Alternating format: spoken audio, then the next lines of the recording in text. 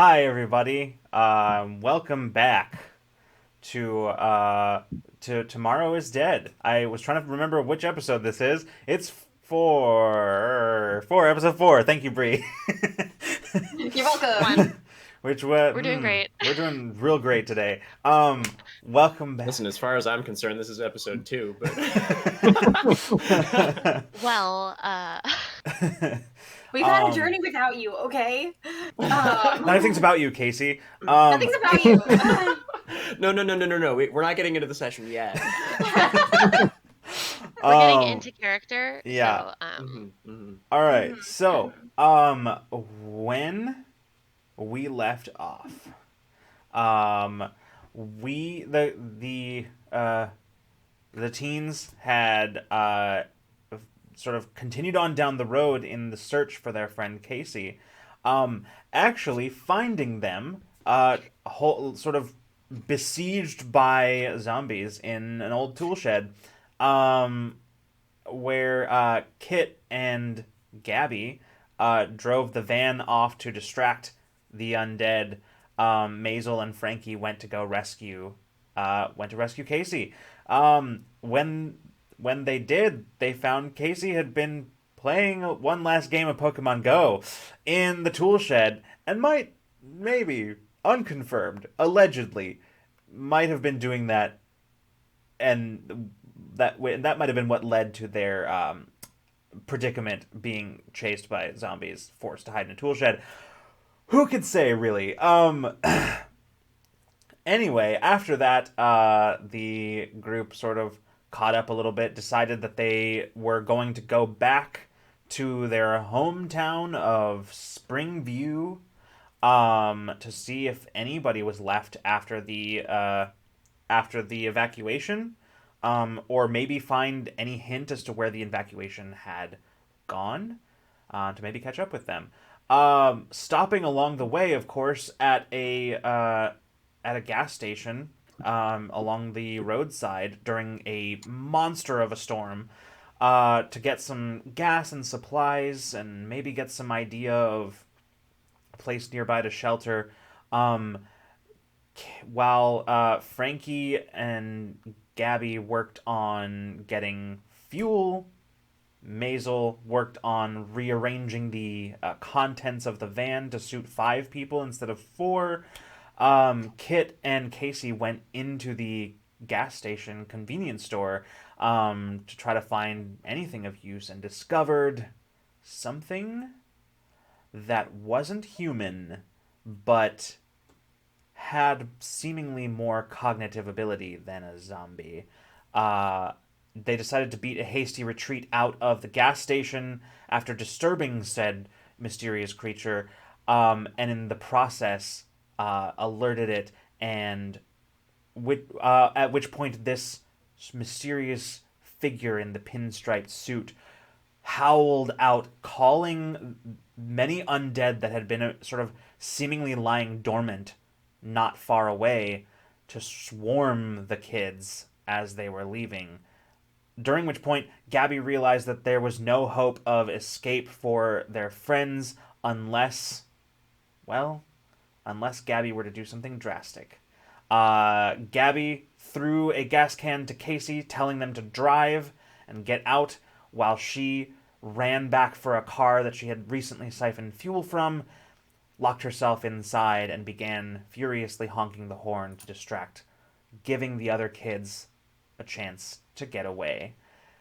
And that is where we left off. So, coming back in with a hot entrance, we begin as a little ways down the road.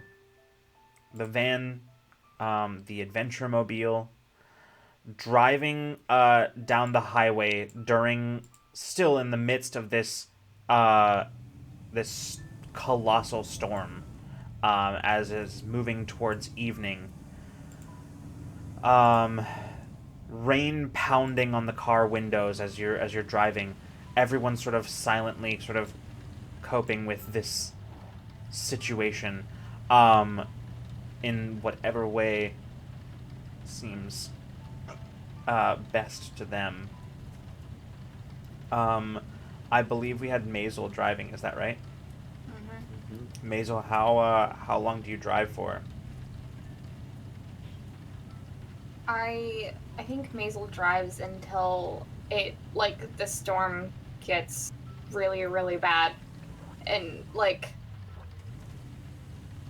Maisel, right beforehand, drove until you couldn't hear the horn anymore, and then, stopped for a while. And, listened to Gabby's, voice recording over and over and over again. Before, without a word, just, starting the car again and just going forward. And until either Basil gets too tired or until the storm makes it so we can't go forward anymore. Okay. I'll say out of all of you, other than Maisel, who is probably the most sort of present mentally right now? Okay. So Frankie, you're sort of looking around, sort of watching everybody sort of coping. And you see that Maisel, sort of without a word, after listening to the message from Gabby, just sort of started driving. And now it's been probably about an hour or so driving in the midst of this heavy downpour. And you're not sure if Maisel has noticed, but you've had a few near misses with some wreckage on the road. You're not sure if Maisel noticed, because she didn't react when they happened. But you're starting to feel like Maisel, and probably the others as well, are not quite as present as they should be, considering the speed and trajectory at which the vehicle that you are in is moving in the midst of such poor visibility. Regardless of who's in shotgun, I'm going to force myself kind of in between the shotguns, the center console, where Frankie likes to hang out a lot, apparently, and is going to, okay, are you all right? Maisel, are you okay? What? We have to be really careful right now. This is like one of the most dangerous scenarios. We're not thinking straight. We're blasting down the road. You almost hit a piece of wreckage just a bit ago. You need me to drive? Can I help? Should we pull over? Sure, I can pull over. And now that someone's talked to her, she's out of her fugue state that she was in, and is just starting to start shaking, and is now just gonna shake and pull over on the side of the road. Okay. And park, and just kind of delayed shock reaction, and just kind of stare out into nothing and just start just low grade shaking. Mm-hmm. I think when we stop, I'm literally just gonna open the side door since I'm in the back seat and just kind of get out and go sit on the ground somewhere. Yeah. Yeah, you go out into just the pouring rain. I mean, you were already soaked. You were already sort of soaked before, but Yeah. Yeah. Mm-hmm.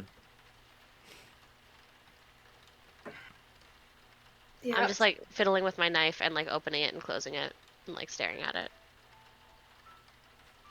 Yeah. If you want to drive, Frankie, you can. You can drive. Yeah. If you want. Yeah. I think let's just take a beat right now. I think we got far enough away. Let's just take a beat. I think we just need to breathe. I'm gonna go out. You're okay, Casey? Are you where are you at? I'm fine.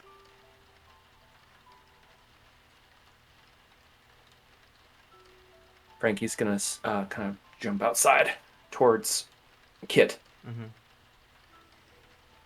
The door closes, leaving just the sound of the rainfall hitting against the outside of the car.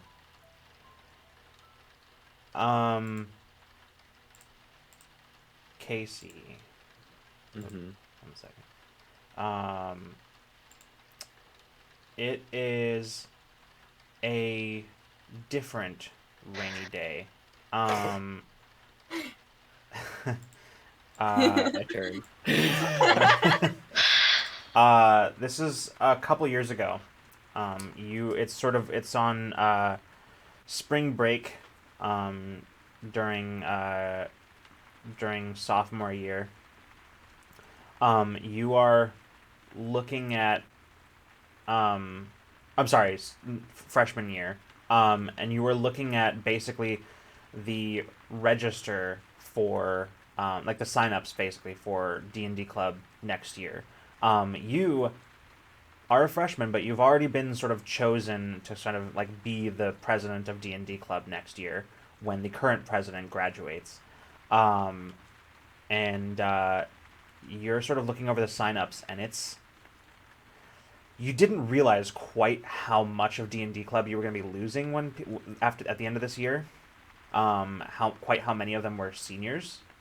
But looking at the registration document, it's almost everybody, other than like you and a couple of your friends, and maybe like another freshman who is almost never there. It's yeah. Looking at this sign up, John, how's Casey feeling?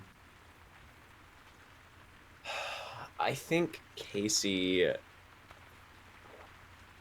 I think she feels a sort of like panic isn't quite the right word, but she can feel this thing that has been very important to her like slipping through their fingers. Like it feels like, I think, a punch to the gut seeing maybe half a dozen names on this list, where there had been like probably 4 or 5 concurrent like campaigns running, and like it's a thing of like, oh, a bunch of the juniors that are friends with the graduating seniors aren't coming back because most of the reason that they stayed was to play with their friends, and now their friends are graduating. And I think like Casey's just like, this can't go away, we can't lose this. Okay. I have to fix this somehow. You're looking at this. I'm trying to think of how to ask this question. What sort of is what is Casey's go-to? Feeling this kind of sense of being overwhelmed and this sort of dread at losing something so important. What's sort of Casey's go-to move right now in this moment? I think Casey's immediate reaction is to start trying to problem solve. Like they're like I think their immediate reaction is, okay, it's 2 things. The first is start trying to problem solve, and the second is pick up the phone to call Maisel. Okay. Yeah. So Maisel, Casey thinks with their mouth, and yeah. so like, yeah, Maisel, your phone rings. It is spring break. It is an extremely rainy day, kind of the one, like probably the second day or so of the actual break.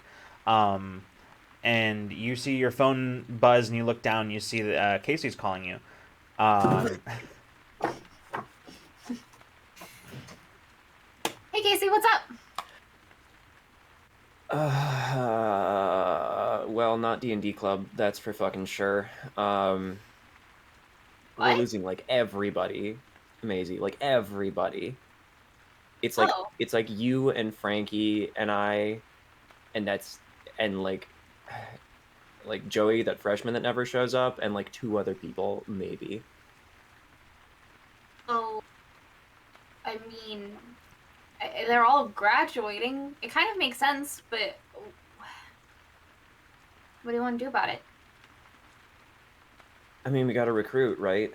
like with this few people, and they probably just shut us down. I mean, like the seniors been talking about how the faculty advisor, like we don't even have a real like faculty advisor. They're not going to go to bat for us, and like they're not even going to give us any like money to pick up supplies that we need or anything. Like we have to have more people than this. Okay. Well, there is. I mean, club signups don't start until the beginning of next year, so we have until then to think of some strategies. I just feel like we have to jump on this now. Like we have to have at least more people that are showing some kind of interest. Like I don't know. Are you up to anything this week? What time in spring break is it? This is probably like the second day of spring break right now. I've got a few like things in like the evenings with my family, but I guess not a lot during the day. If you want to like brainstorm or something, we could get Frankie and like start thinking about it. But I mean, I think it's good to, think about this, but again, I mean, club sign up, like new people don't join clubs at the end of the year. Yeah, I just like I don't know. I want to have a plan for next year because they're putting me in charge, and like if this thing goes under and I'm in charge of it, then like that's my fault, right?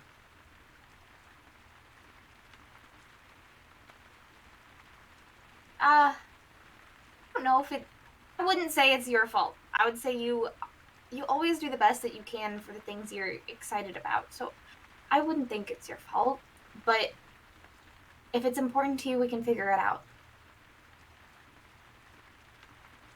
I got you. We can figure it out. We've got months. We can totally do this. But Thanks. if you want to start now, we can talk about it. Yeah. I'll pop over after school today. You're the best, Maisel. Right back at you. Casey hangs up. Maisel, as you hang up, your mom looks up at you and goes, "Oh, who's that, sweetie?" Casey. Oh, everything okay? Yeah, they're worried about they're worried about the club. A lot of the seniors are graduating, and Casey's going to be the president next year, so a little worried about making sure that it stays afloat under their command. But that's a lot of pressure. I mean, yeah. Well, you're still thinking about you're still going to be doing dance though, right? Yeah, of course. I mean, I'll help Casey a little bit, but I'm going to be I'm going to try out for the dance team next year. I'm really looking forward to it. Good. Look, I've always said you're so good. I mean, you just with a little bit more practice, some direction. I mean, I think it could be really good for you. Thank you. I know. I'm just. It's been. I don't know. I haven't really done it like. I mean, I've done some classes and stuff, but it's mostly just me and my passion. But I'm excited to actually like be taught. Yeah. No, it'll be great, and it'll be great to have other people, other kids with you to share that. Yeah. Yeah. Great. Yeah. All right. I'm really excited. All right. I am gonna get to work. I will see you when we get back. Okay. Have a great day at work. Casey's probably going to be coming over just a little bit just to, talk through their worries. But yeah, no problem. Yeah. We've got some leftovers in the fridge from last night if you want to heat those up for some lunch. I will. Thanks, Mom. All right. And we'll come back to present. We'll start. We'll start outside. Wait, just give me 1 second. Yes. Oh my god. Yes. Yes. I got props too. We'll start outside in the pouring rain Frankie, as you step out, and even if you hadn't been already pretty wet from being outside before, you would have been instantaneously soaked. But you kind of like look around, and you can, even only a few feet away, you really can see mostly just outline of Kit's form just sort of sitting in the middle of this highway as the rain just pours down. Oh, is there like a spot off the highway that's a little more... I just walk up. Hey, can we step off a little more sheltered? Come on. I mean, yeah, there's no traffic, I know, but still. Yeah. I'm just gonna like stand up. My headlamp is on. Are you...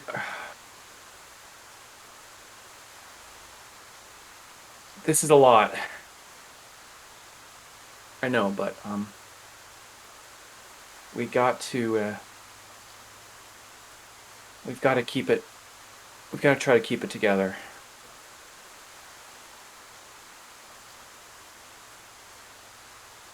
Should have told her to keep it. She kept acting like it was some like important thing. It's not. It's just a fucking knife, you know. And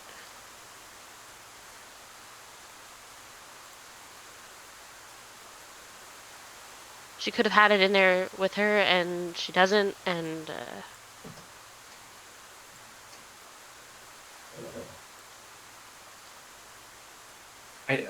I don't want you to think that me being not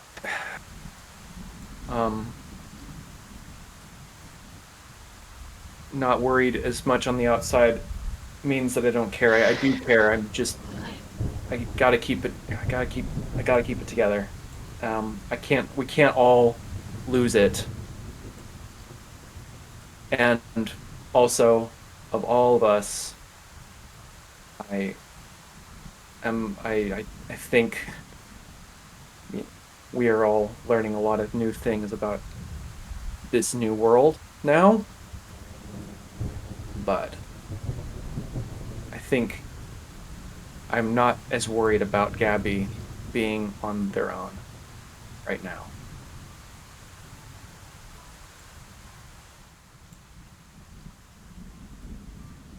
Very resourceful.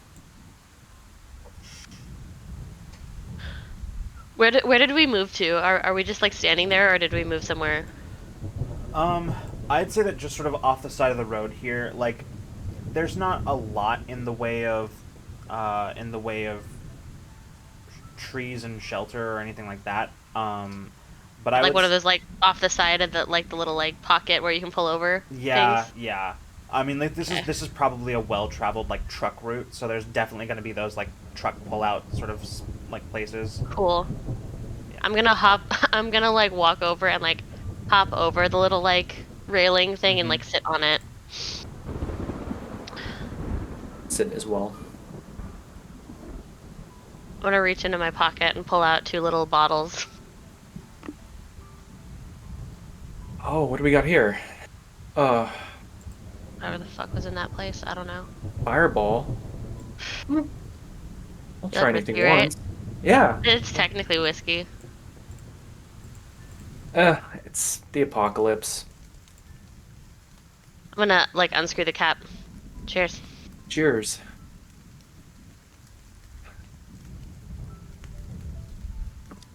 Wow. Cinnamon. It's not good, but Wow, fiery. But no, it's good for this. I mean, it's like I'm almost like I'm not soaked anymore, you know, so I appreciate it. warm you up, you know. Yeah. I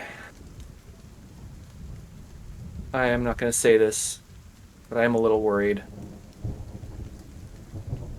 But just wanted you to know that I don't want us to all lose our shit and get lost and separated, so I'm keeping it together for the group.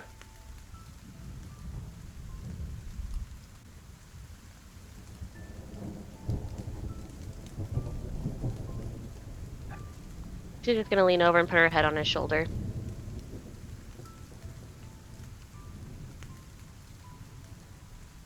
I imagine Frankie's hair has got like his wet swoop to the left with the headlamp awkwardly pressing his hair against his eyes and doesn't really see anything out there, but is just kind of looking out. And I wonder what the next crazy thing is going to be. You know?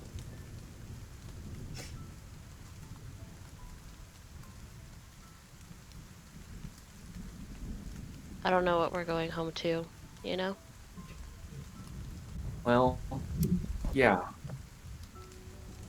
I don't know, sometimes I don't actually think I had a home to begin with. So I'm just making it up. You know, we all make our... I think we make our own family, so...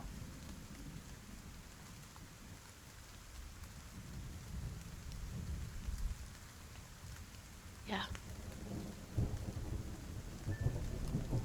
Also... Sorry. No, it's okay. Also, I'm just really curious to know, like, what it...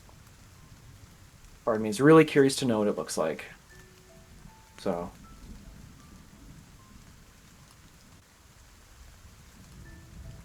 It's probably not there, but... She was never there anyways, you know? So... I know.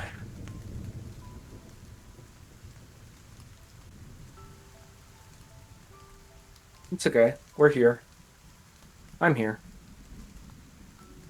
This terrible fireball's here. Well, not for long. You didn't finish it? Finish it. It's finished. He puts it in his pocket. I guess he now has a chest pocket now. Okay, cool. That What? tracks. It That does. tracks. Probably wearing some kind of like weird duck hunting vest or some kind of vest of some kind. God. Shirt. Cargo, Good. yeah. Good. That's it. Yep. Yeah, I finished it. It's very spicy. Grabbed him because I thought we could make little, like, mini Molotovs, but then, like, this works too, you know? Oh, that's good. I don't know if they have enough alcohol in them, Yeah, actually. I don't... That's what was there. Fair. Well, this is... It's good to have. We might find some more supplies down the way. Although... of course.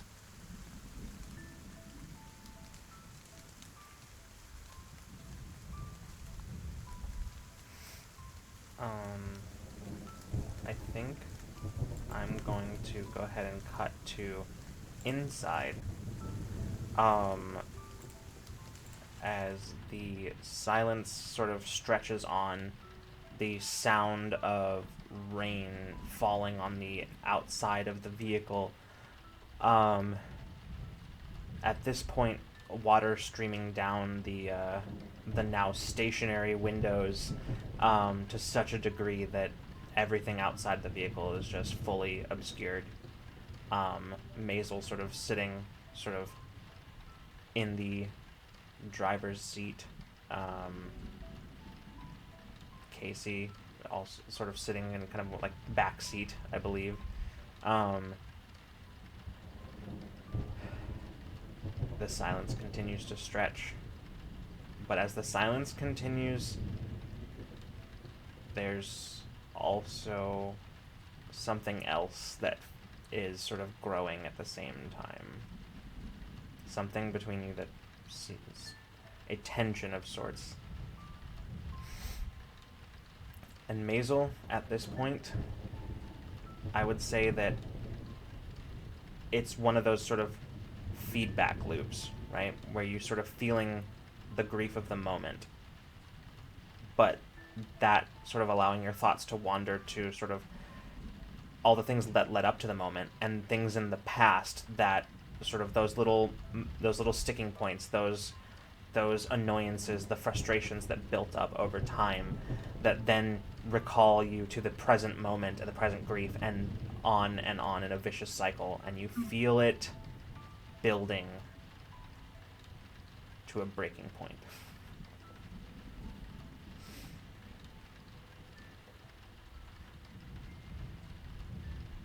Anything? Hmm? Are you gonna say anything?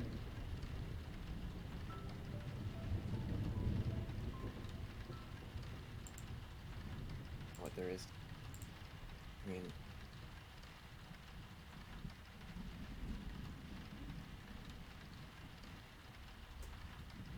you did the right thing. I left her behind.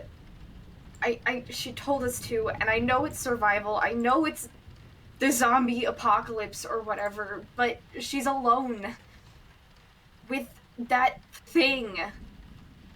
And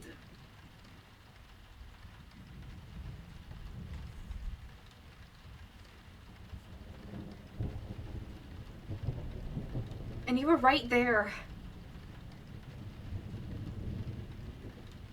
She threw the gas can at me and I fell over. I wanted to go out there, but she told us to go. What am I supposed to do? I didn't want to leave her either. And I don't know, maybe we can go back and find her and like, I don't know, sneak around that thing, whatever it was. Got some fucking notes for whatever sadistic DM's running this shit. Not everything's D&D. This is real life.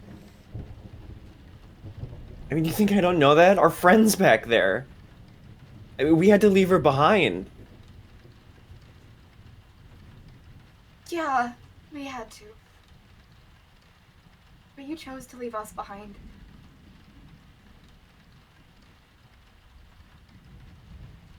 What?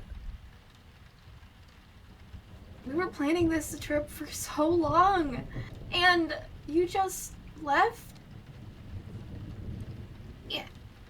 And we didn't know where you were, and we heard nothing from you for so long, and I'm glad that you wanted to come back for us, and you wanted to get people to come and find us when everything hit the fan. And thank you for walking from your car to come and find us. But we would have been together if you hadn't...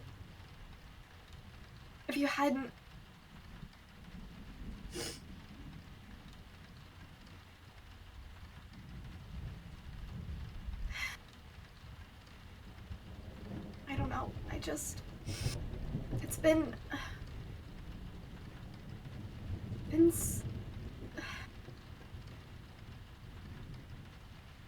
so hard, Casey. Been so hard. And you always think about your fears first, or what you want to do first. I don't know. Why didn't you come? Why did you go to the convention? What was there that was worth missing and distancing yourself from your friends on the last time we would see each other? Possibly ever.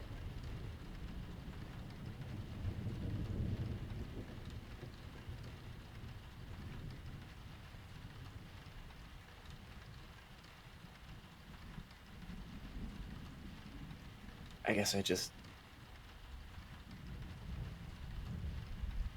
didn't think about it like that, you know? I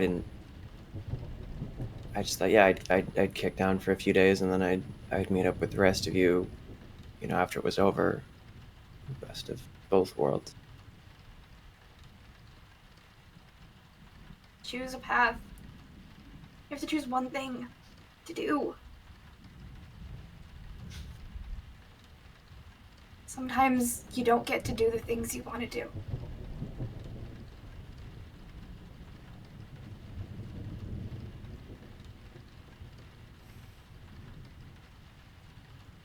But you wouldn't know about that.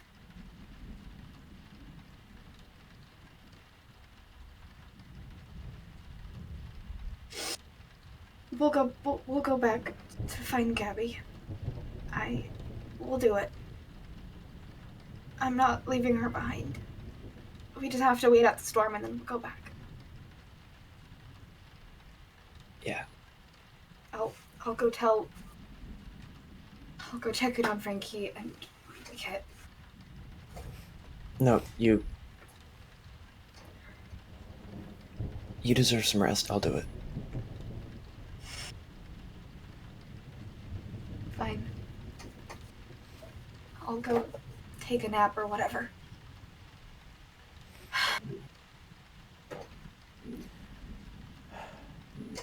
Alright. I think Casey will. They'll turn and like they'll slide the door open to the rain, and I think they'll like pause on the threshold for a minute and turn to look back at Maisel, and like they just sort of they like start to say something a few times, and then I think they just say, "You're right. I wasn't there, and I should have been. I fucked up. And maybe it would have been better if you just left me in that shed."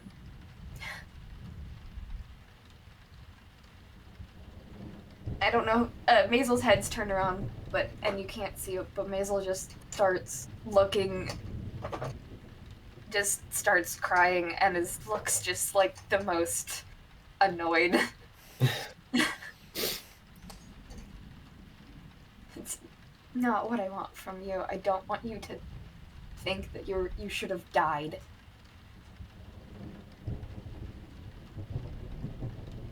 I just want you to be there. See people. Not for what they can do or what the characters they can be. I just want you to see them.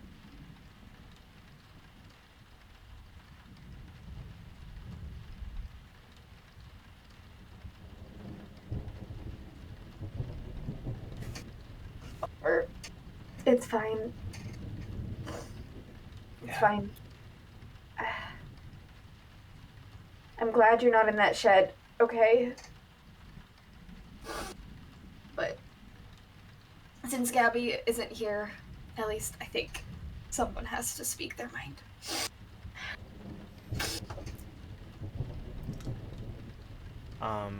At this point, we're gonna cut back. It is the beginning of sophomore year. Maisel, and you're looking at the club sign-up sheets. And you have in your hand the pen and looking at like the dance club.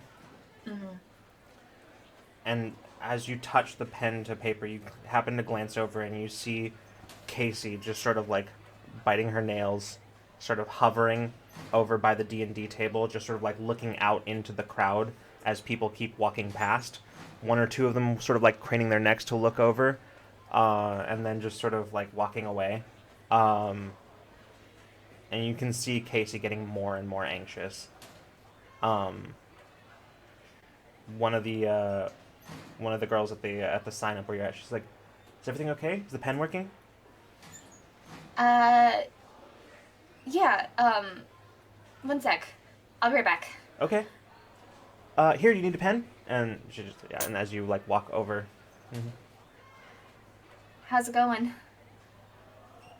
It's looking grim. Oh. How many you got?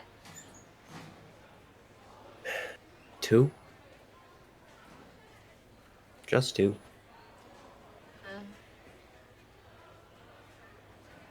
Well, I mean, there is... Maybe they don't know how cool it is to, you know, go to another world. I don't know. So you could do something to, like, spruce up the table a little bit. If we could get out, like, minis and, like, some sets, you know. Yeah. I mean, I've got. Why didn't I think of bringing them? I've got a fuck ton of minis at home. I could come and set some up, and like we could like maybe run like a demo or something for a little bit. Like get those up. Like I could like my bike's here. I could get home like home and back probably like what 15, 20 minutes. You think? But I don't know. We just need somebody at the booth for a little bit. Go over at the dance team and be like, yeah, I can watch the booth. Go for it. Go get some minis. I'll take over.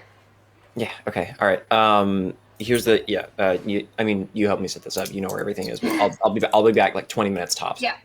Okay. And then Casey is going to race off to grab their bike, and we'll like book it home to get like all of their best looking minis. Like bring back like a couple of their battle mats that they've like painted and stuff. To just like make a super snazzy like looking battlefield on here, and probably grab a couple of their LARP weapons too. Yeah. Maisel, as you are sort of sitting at the D&D table, the D&D club table, you turn as one of the girls from the dance club says, "I'm so sorry, we're full. We're full signups this year. Thanks though. I can put you on the wait list. Okay, never mind."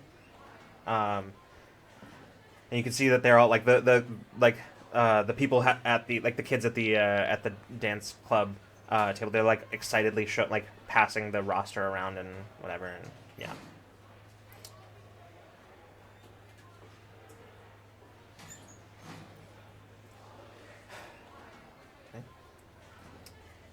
Hey, want to join the D&D club? All right, we will cut back to present. We'll go ahead and say that it is a few minutes later. Y'all are now back inside the van, listening to the storm. The storm just sort of goes on for maybe an hour, two, but eventually you sort of stop hearing the sound of rolling thunder, hearing only the distant cracks every once in a while. The downpour itself has lightened, but by no means cleared up. But night has fallen. You all sort of find yourselves in this van on the side of the highway at night.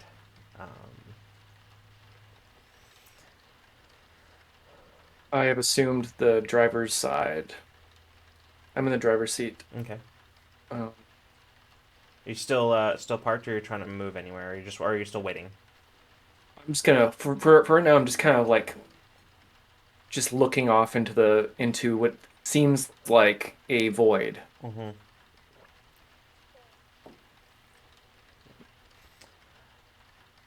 I think. No, go ahead. I was just gonna say, I think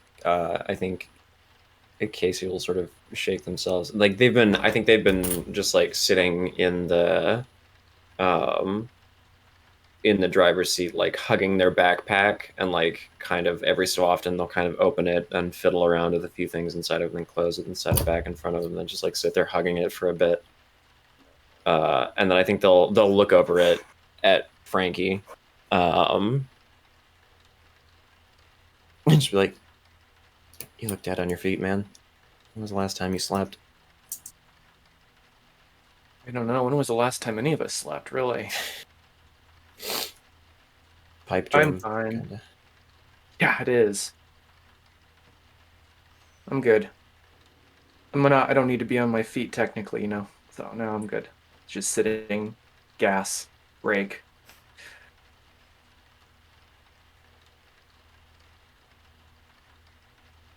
So, and Frankie kind of like pauses and he's gonna just check the gas tank So, gauge. yeah, looking at it, you realize that even in spite of your sort of drive to stay alert for everyone, even you are sort of surprised when you see the like the gauge and how low it is. Um, it looks like even in spite of that, you sort of went a little. You went much further than you thought you did. I think you at this point you're Frankie might be sort of for the first time really starting to recognize that like you all sort of fell into that sort of stupor for a little while and traveled a lot further than you thought you did. Right now, look if just sort of as just sort of at a guess, Frankie. Although I mean you do have a map, but like if you done, but just at a guess right now, you're sort of looking around, and now that you can kind of see the surrounding areas, you'd guess that Springview is maybe just a few hours away.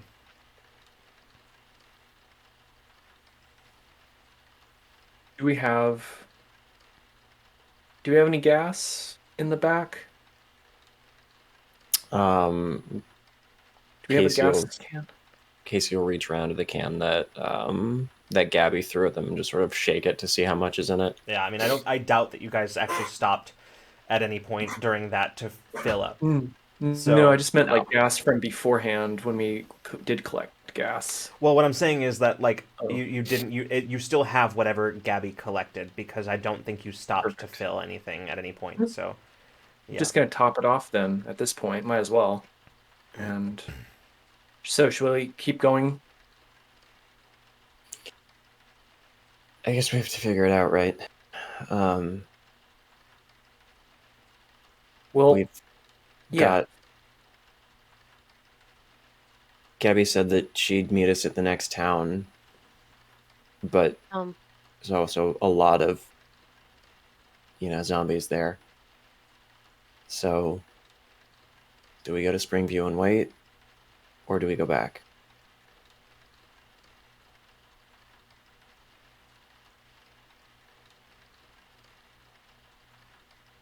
She told us what she'd do if When? when she meets us, it's gonna be there.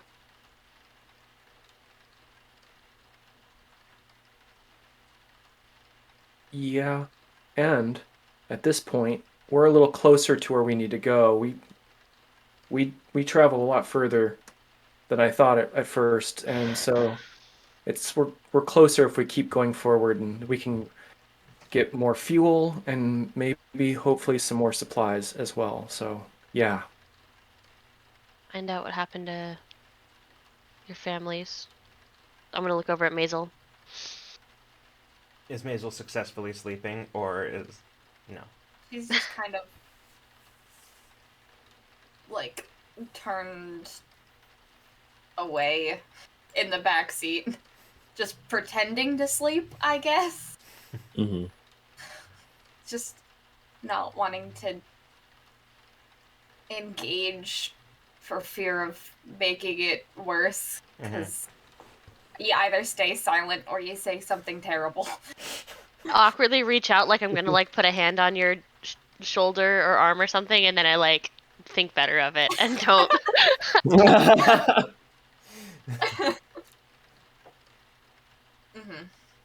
I think Casey has said probably not a word to Maisel since earlier. Yeah.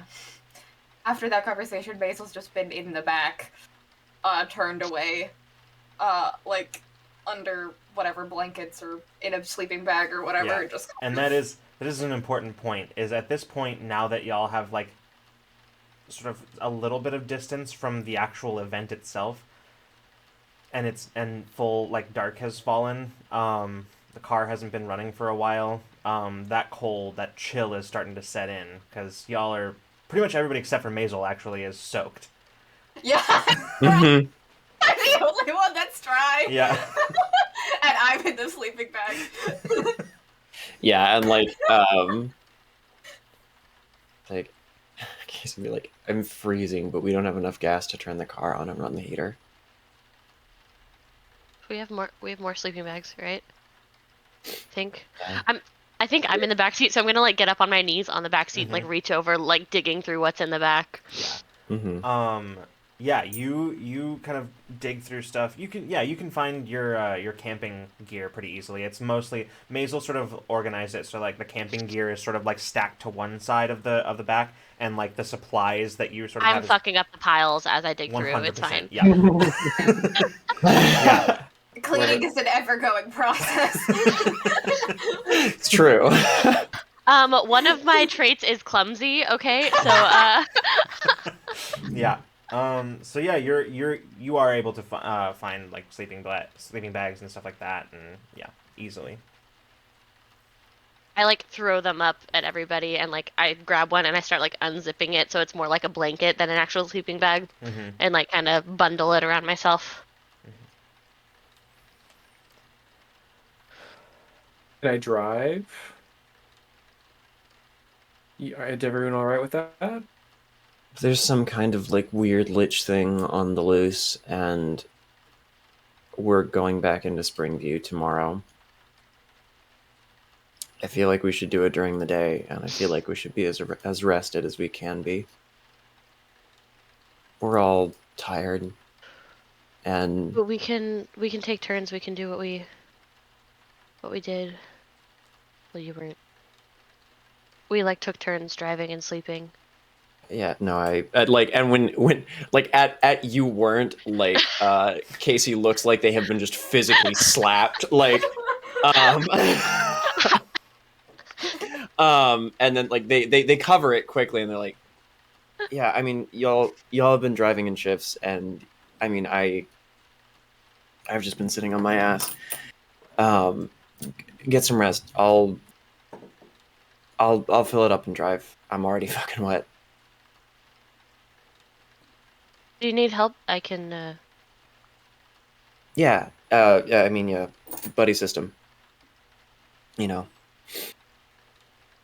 And then Casey's Works. just gonna grab the gas tank and get the, and then realize that are the keys in the ignition, or does Maisel have the keys? The ignition. Maisel wouldn't, like, Maisel knew that Frank was going to drive. Maisel wouldn't put them in her pocket and go to sleep. Ah, gotcha. Ah, we're stuck here! Get wrecked.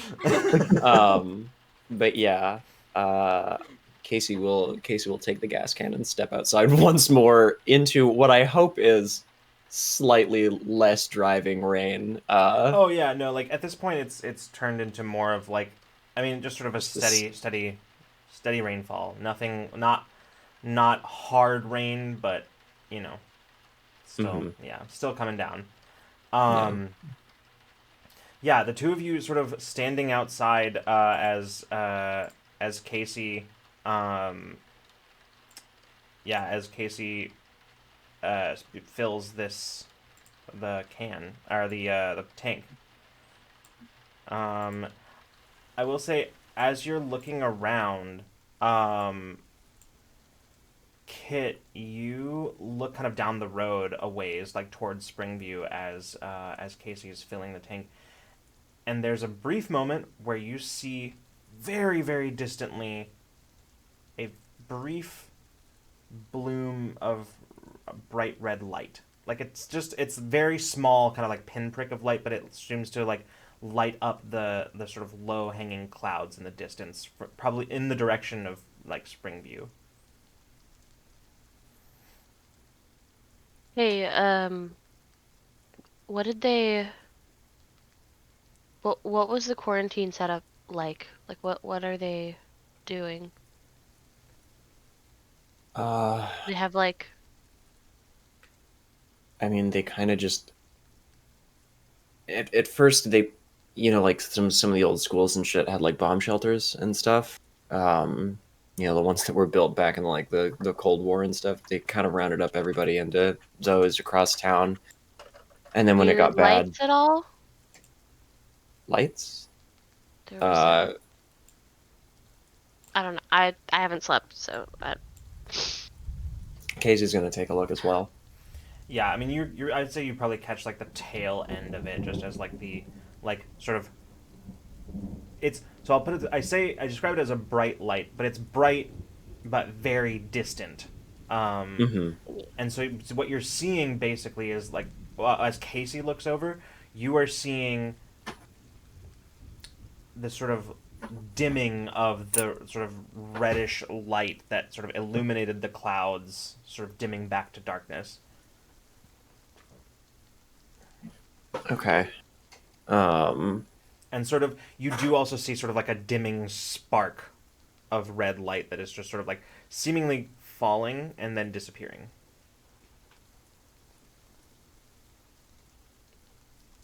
Not like the "don't fly into me" red on a windmill, right? No. No, it's not like that at all. Yeah, nothing like that. And that's not like running lights on a helicopter or a jet. It's too... I mean, the trajectory is all wrong, and the color, and they're not that bright. Like, I know you've seen windmills or like radio towers and shit. How do you feel about chasing a shooting star? I think there's a few wishes I'd make right now. Ooh.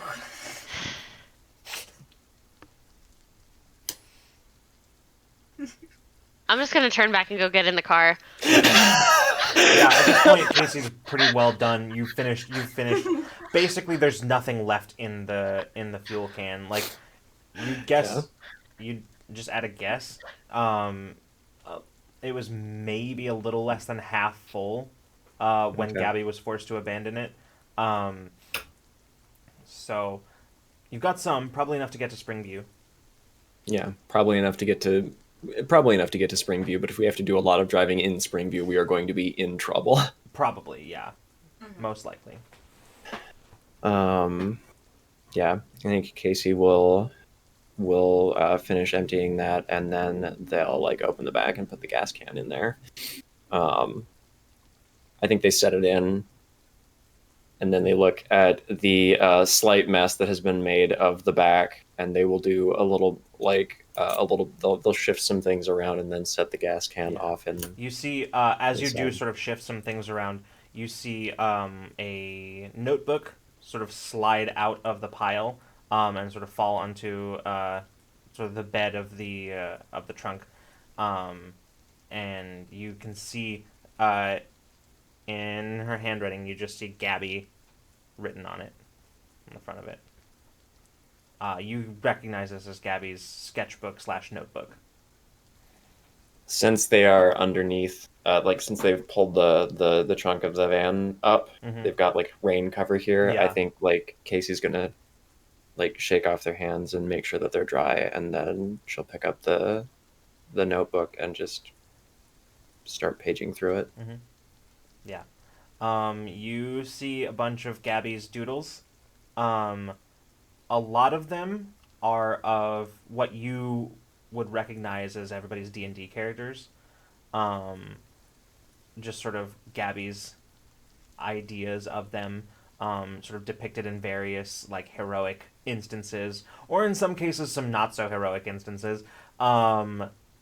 Just some sort of hilarious circumstances that you recall from your campaigns. You also do more recently come across a drawing of what appears to be an angry coffee cup and a stick figure trying to sort of get out of it and seemingly drowning in it, and an arrow pointing to it that says Casey. And so Casey, I mean, they're soaked, but like there's some tears sort of welling in their eyes as they're paging through this, and then they flip over and see that, and like it's, you know, like when you're really feeling it and it's half lie, like half laugh, half cry, half choke, like I think that's about what happens when they see that. Um, There's also like scratched like in like heavy like pressure kind of whatever it says. Chugging coffee. Why?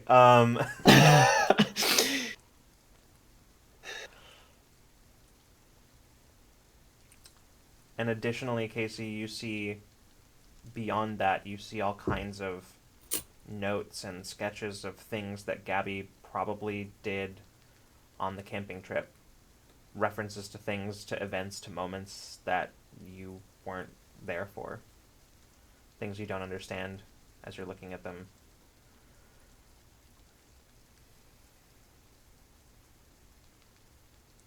I think like Casey looks at it for a long time, and like the kind of weight of that thoughtless decision, like very much sitting on their chest at this point.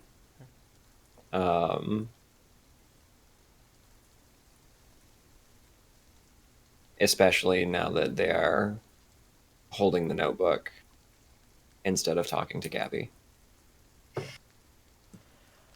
Yeah. I think they'd like take the notebook and like almost stuff it inside their shirt, but then realize that that's soaked, and so they kind of just hunch as they walk around to the driver's side, and then I think they would slide the notebook into their backpack. Okay. We will say, it is you are driving through the night. Is that what I understood? Okay. So Yeah. we'll say that sometimes in just like the few hours before, in like that, like maybe in like at 2 hours or so before dawn, which you know pretty precisely thanks to Frankie and his charts. You know pretty precisely when that's going to be. You sort of find yourself, well, you find yourself rolling up through familiar territory. You definitely pass the wreckage of your car in the night as you're driving. You Casey gives a little salute to it. you around like maybe like an hour or so before sunup, before the sun starts to come up, you find yourself driving into the very outskirts of Springview. Everybody else in the vehicle has been sleeping or attempting to sleep, as the case may be. But Casey, you've pretty much driven through the night. But here you are on the outskirts of your hometown.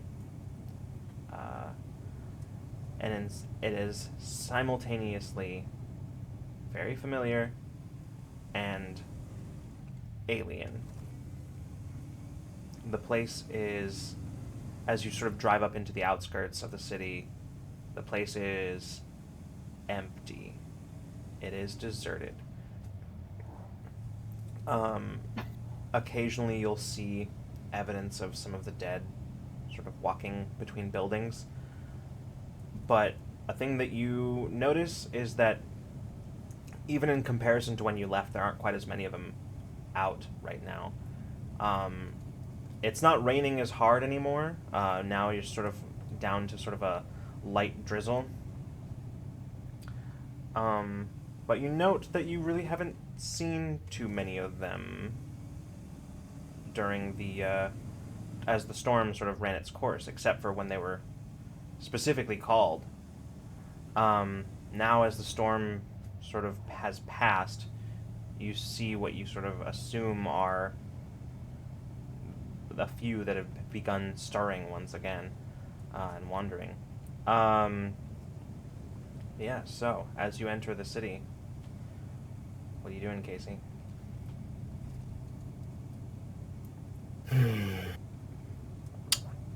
I think like as they're coming into the outskirts, who's riding shotgun? Probably me, because I was trying to help navigate or whatever, help you. Yeah. If Kit was asleep at that point, I think like Casey would just sort of like reach over. Like we would slow down a bit, not stop the car, but would just sort of like tap Kit on the shoulder. Hey. Welcome home, I guess.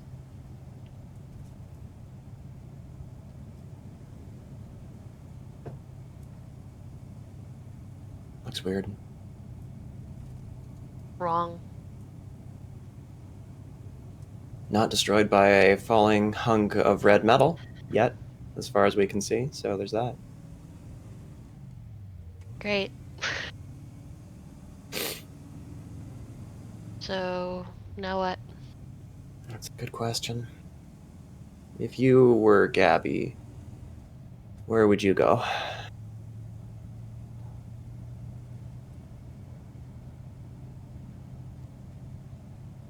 No.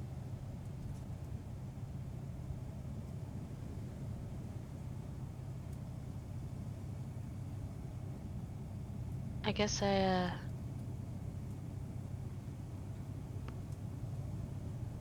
didn't talk to her enough.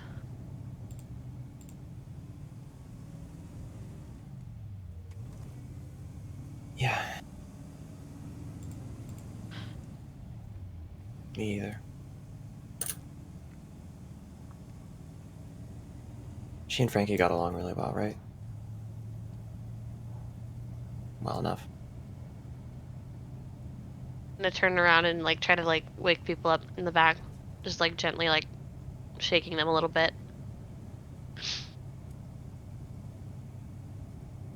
What? Well, we're home-ish. Okay. Just trying to figure out where we should go. Yeah.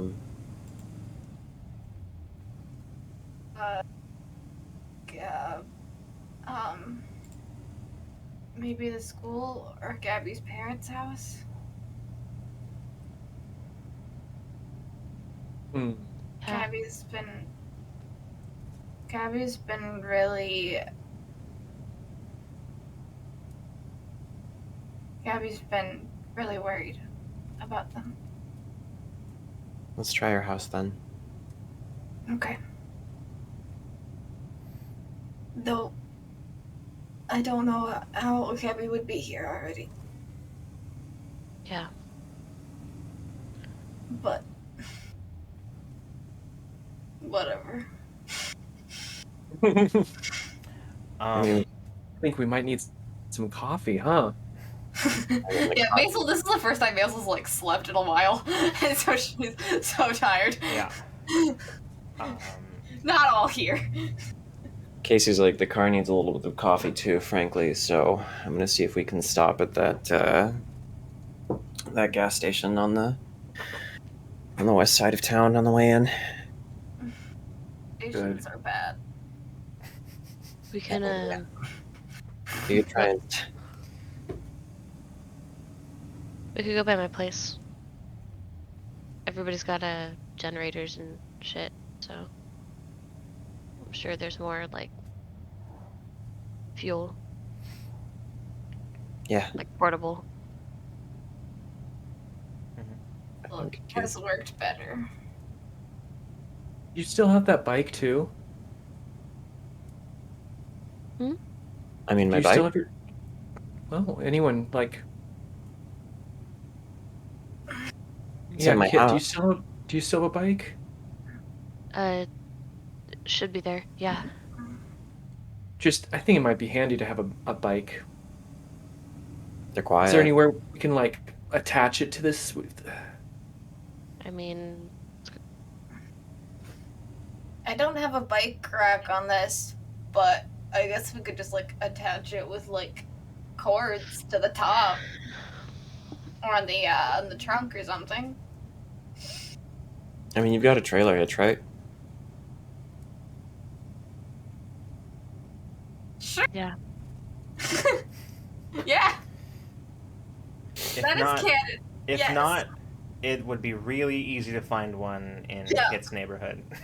Yeah, Yeah, I think we'll head to. I think Casey will head to Kit's house. Okay. I think think this van is truly the soccer mom minivan vibe. Oh yeah, and there is absolutely like a trailer hitch on the back, and you can just whoop a bike rack onto that. Yeah.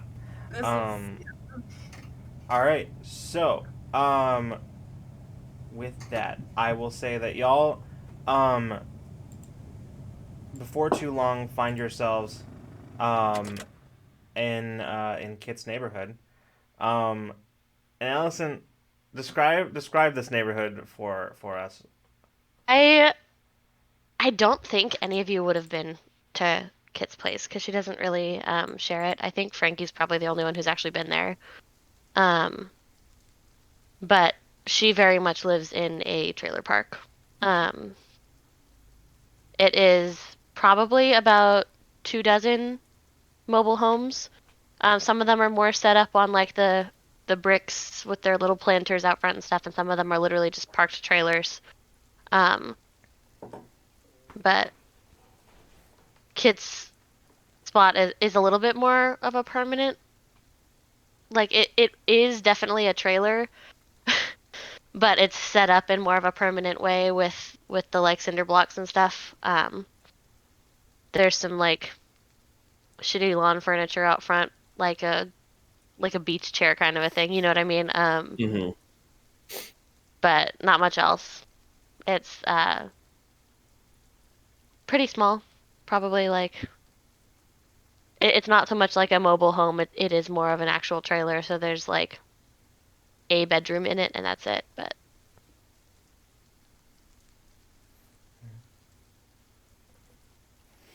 Um, the it still is raining a little here, but like it's not as dark and oppressive as it was yesterday. It's sort of lightly overcast. Um, as you step out of the van, you do see that you have some um, not so quiet neighbors around, sort of shuffling. One of them, the closest one to you, actually, though, is caught in sort of like chicken wire, and is sort of like like sort of stumbling, like not stumbling, but like struggling against it, like hand out, just like trying to like reach all of you, but like is firmly tangled in the chicken wire. Kit, you don't know her, but you've seen her before. One of your neighbors. Um, she had you recall that she had one of those like really annoying little yappy dogs. Um, yeah, on the worst nights, probably kept Kit awake, even from several trailers over.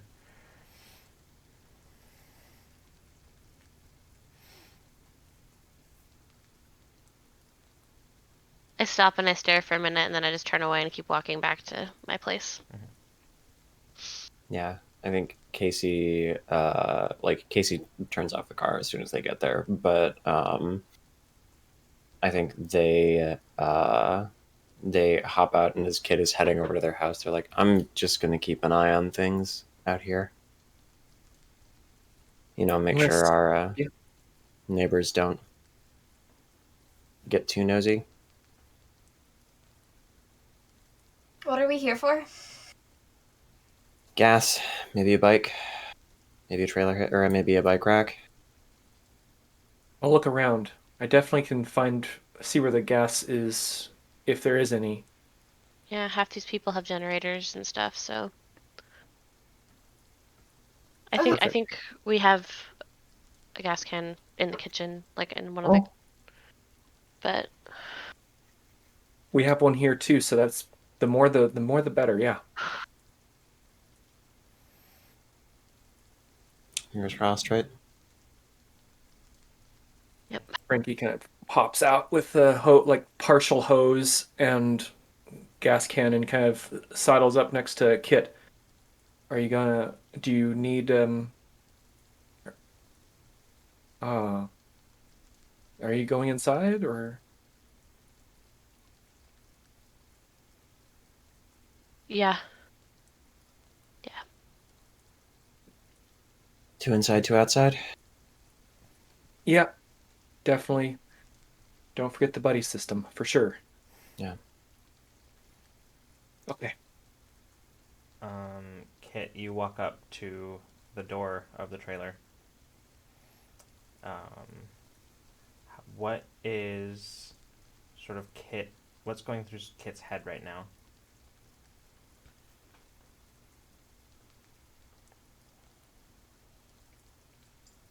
I think it's a weird mix of emotions because it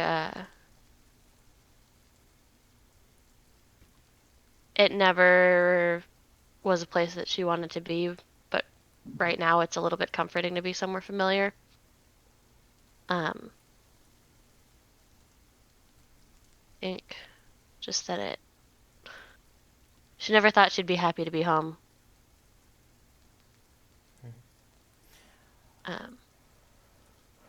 That's it.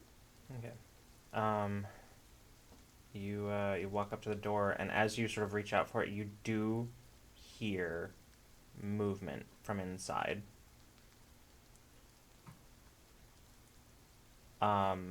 You sort of hear sort of a gruff, kind of like groaning sound from inside, and you know for sure that there's one of them in there.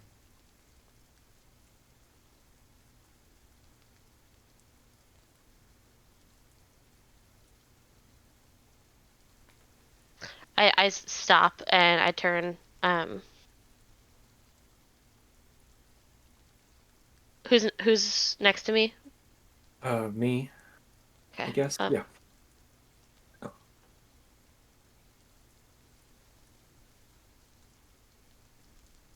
If it's her, I can't do it.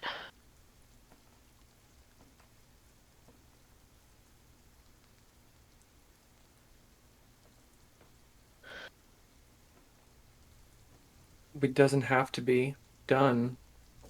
Yeah. Just open it up. We don't even have to go in. Just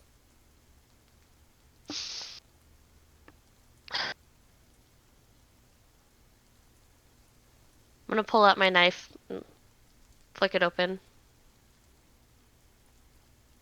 and then open the door. Okay. Yeah, you open the door into the sort of familiar kind of like dining / living area, and kind of walk up the stairs inside quietly. You you kind of glance around in kind of the direction the sound is coming from the bedroom. Um, I think I'm actually going to require a roll here, Okay. and this is definitely going to be a grit roll. You're gonna Okay. need, but you're gonna need a 15. Oh my god. whoa. Okay. Let's hope it explodes, guys, because You can do this. You can do this. Hmm. that is a 1.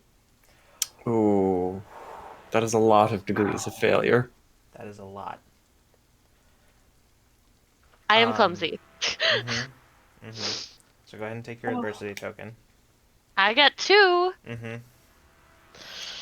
Gonna need them. Oh boy. So you you Kit walk kind of steadily forward. And as you do, you're sort of keeping an eye. You see them now. You see this zombie. Their back is to you. You can kind of see them somewhat through the crack in the door. And as you sort of try to stay to one side of your house, to try to keep visual, you move a little close to the stove, where a pot handle is sort of sticking out, and you sort of brush it, and it falls and clatters loudly. And as this happens, you can see as they sort of turn, just turn towards you. You see like face to face, basically through the crack. You don't recognize this person. As they just sort of begin moving towards you, towards the door, they sort of shoulder their way through this door, moving towards you, Kit.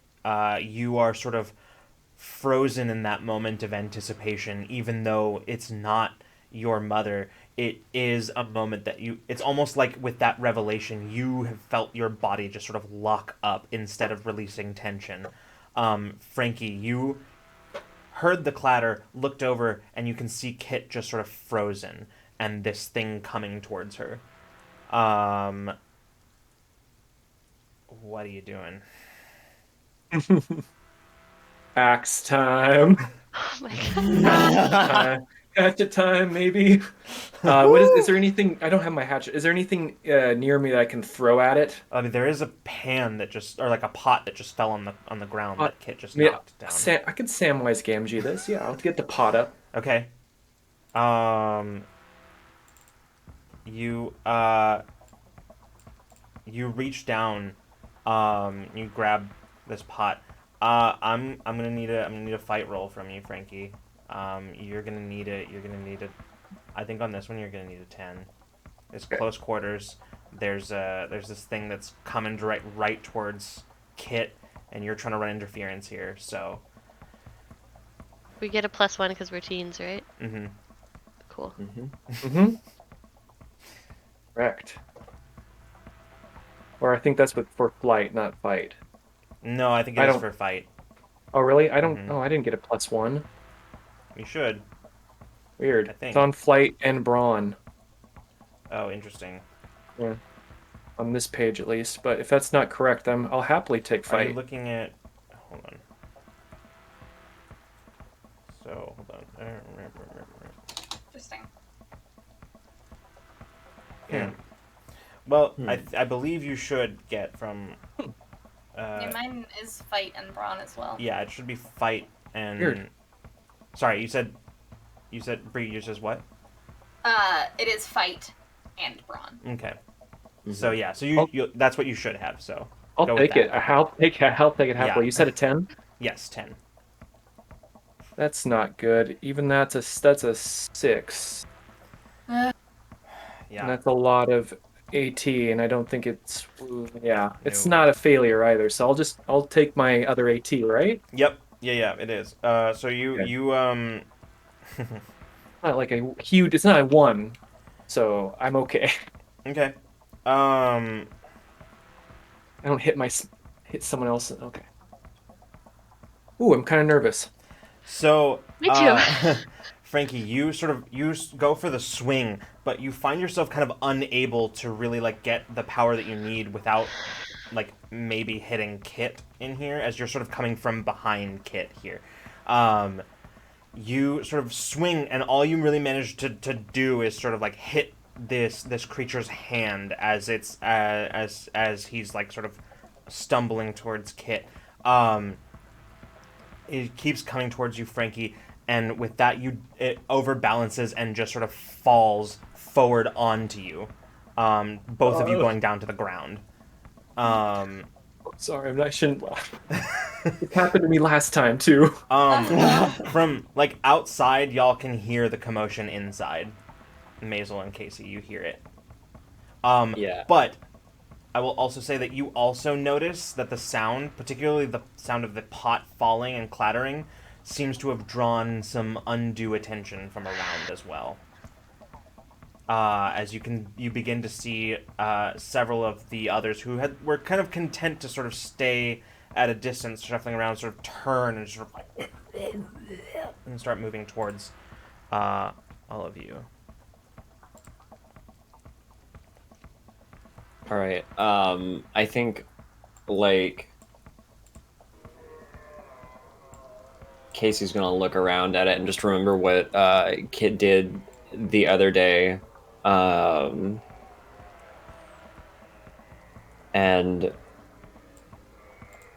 like I think what they'll do is they'll take the keys out of their pocket,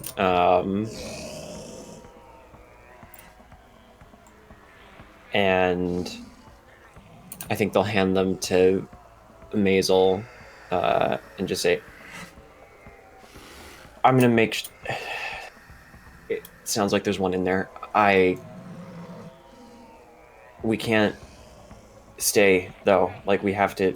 Can you just drive down the block, make some noise? Go. I got it. I'll be right back. We'll all be. Okay.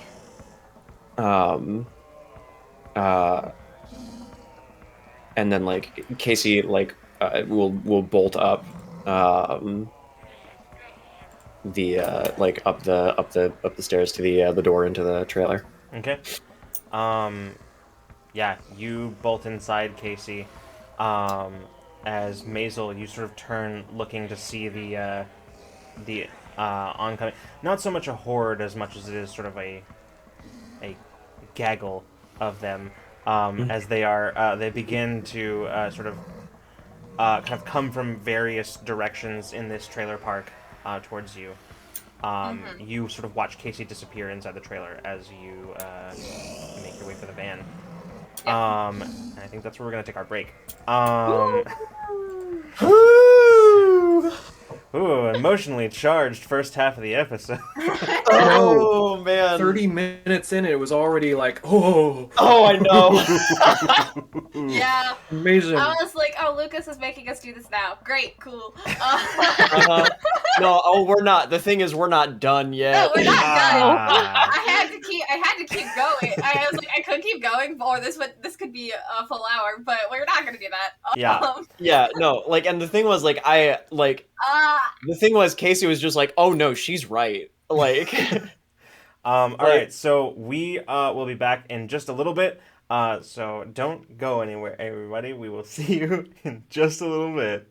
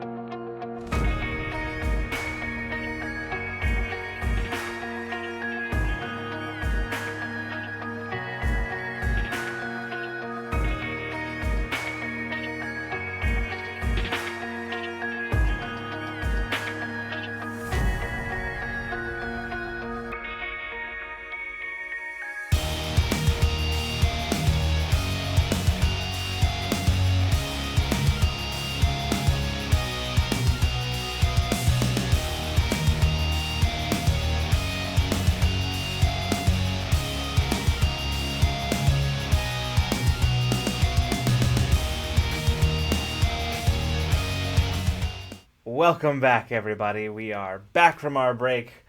When we left off, the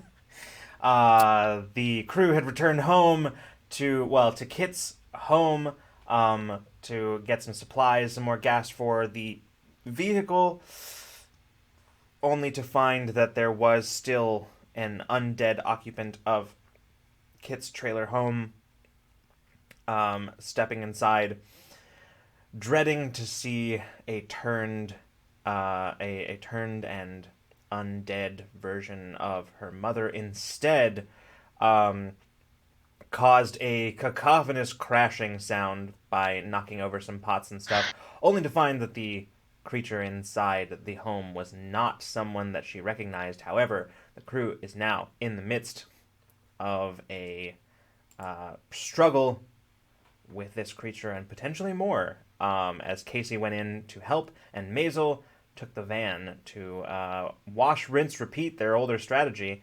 So, you know what they say, if it ain't fixed, don't broke it. Don't broke. Sure. That is what they say, right? That's how that goes. So coming back in,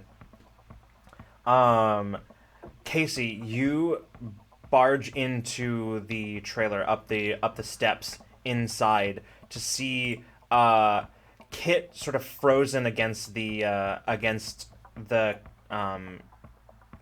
stove, sort of staring wide-eyed at, kind of sort of motionless at the floor, where you see Frankie on the floor underneath a zombie, sort of struggling, the two of them. Casey, what are you doing? I think,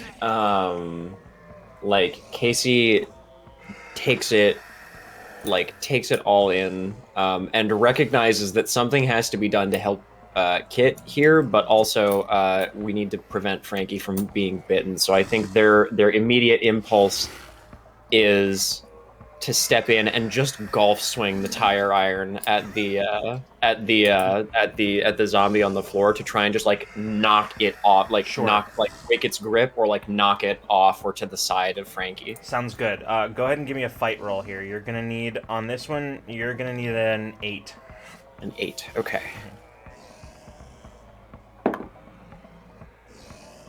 All right. That's not spectacular, but it does. I get the +1, so it does amount to a 4. So I don't fail by more than 5. Well, that's good, because otherwise this would turn into a cascading failure, which is not great. Yeah. It's not what you want here. So, you managed to, as you hit, you hit the side of this creature, but you fully miss anything vital, and the between you sort of struggling to hit this thing and sort of getting its attention that way, and Frankie sort of shoving on the ground, it does roll off of Frankie, but in towards Kit, and you see as the zombie washes, goes over, grabs Kit's ankle and just sort of pulls. Kit starts to sort of, you slide down kind of the wall and sort of suddenly jarred into reality once again as you're sort of getting pulled to the ground by this creature on the ground. Kit, what are you doing? Shit. I still have my knife in my hand, so I'm gonna swing at it. I've seen zombie movies. I'm aiming for the head. Okay, go for it. Give me a fight roll. You need an 8. Okay. Okay, it exploded. That's my D4. Okay. Okay. That's a 3. Okay, so that's 7 + 1. That's an 8. Hey, there you go. Yeah. So Kit, you struggle for a moment with this thing as it's grabbing you and pulling your leg into itself, and it has it sort of has you just in sort of a grip here as you reach down and just sort of knife straight down right through the top of the skull. Yeah, right through the top as it just sort of the creature instantly stops. You can feel the sort of the release of pressure on your leg as you pull your leg free.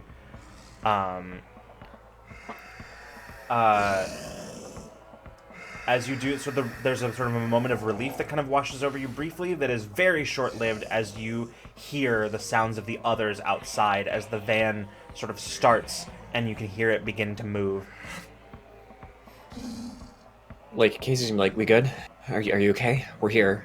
Yep. I'm fine. I'm fine. Nobody's bit? I'm Okay. gonna like open up the cabinet behind me and pull out the like gas can that we came in for. Okay, yeah, you find it. Still mostly full. There's plenty in there. Take it. Wow. Whoa. Yeah, I got it. Like Casey will take it and put it in one hand and like have the tire iron in that hand too, and then like I think they'll like reach a hand down to help Kit up. I'll take it. Yeah. All right, they'll kind of like they'll poke Kit up and just like give them a little like squeeze on the like, not like a hug, but like I'd like put an arm around them, just like squeeze their shoulder and be like, it's okay. Yeah. Kit, you sort of take a quick look around, and you do see that there is something. There's a piece of paper on the kitchen table, or on the table. And as you go over to it, you look at it, and you recognize in very, like, hastily scrawled in your mom's handwriting, it says, Kit, they're evacuating us.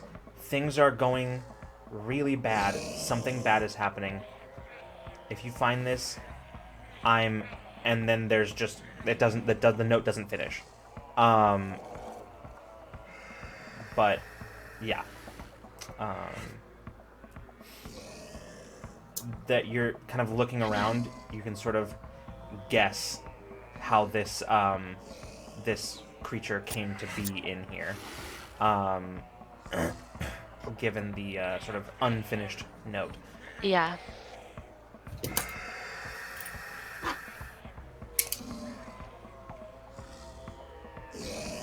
I'm gonna look around.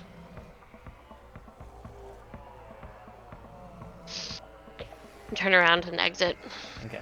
Outside, Maisel, you are in the van currently.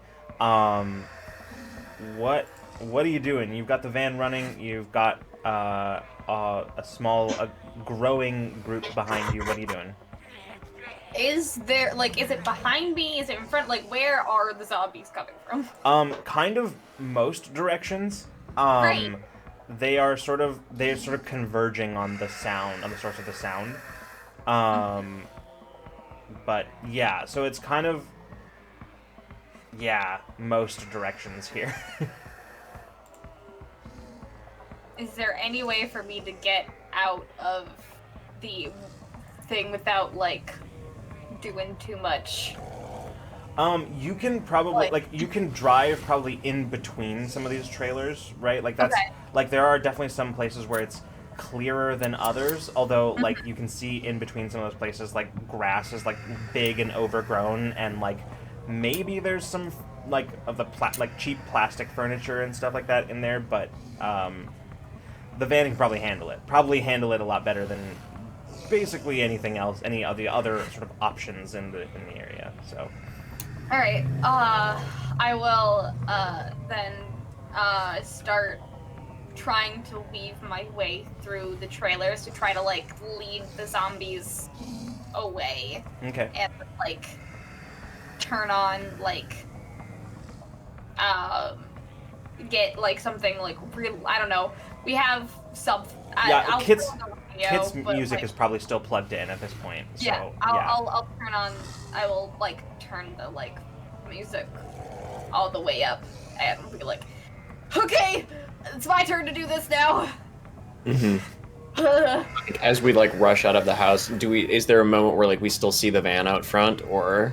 Yeah. I think you would see it sort of like disappearing between two trailers and sort of as the small horde kind of follows, more interested in the currently noise-making and moving thing than the previous noise that drew them in the first place, drawing them away.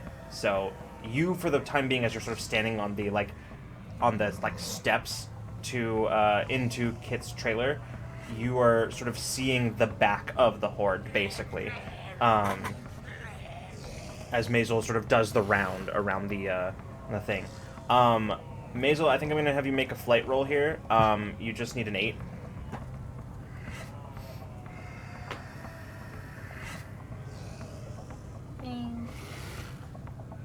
Checking. Yes.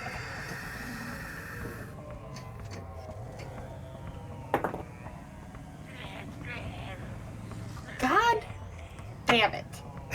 We are rolling so bad today. What'd you get? I rolled a 1. Wow. Okay, that's not great. I mean, does this count as defending my friends? Yeah, actually, absolutely 100% it does. Okay, so I got a 4. Okay. Okay.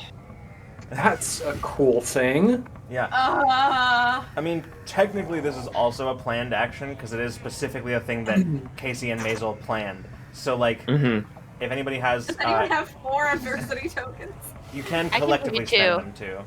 So, Okay, I can give you 0.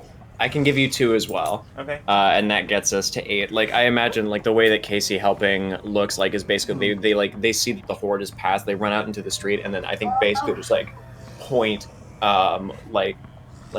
point like we're gonna run through the yards and meet you up there, like. Okay. Yeah. My 2 is just because it's my playlist. Yeah, I was gonna say. It's Yeah, the end of like, the world it's- as we know it is literally playing Yeah. right now. Good. Like, It's the end of the world. Perfect. You all. Love it. I couldn't think of how I could help, so that's perfect. Yeah. Yeah. So Made you- a 1 into an 8. It's about teamwork. with that, you all run kind of the sort of perpendicular to the direction the horde is going, and sort of run kind of parallel to where Maisel is now driving. As you kind of move towards each other, Maisel, you drive around the corner again in between 2 of the trailers and come out basically right in front of your friends who are like running down the road towards you, as the horde is sort of like turning and now following. You've got them basically right on your tails here as y'all like run up to the van. I slow down, but I don't stop. So Mhm. it's like you guys have to run and open the door.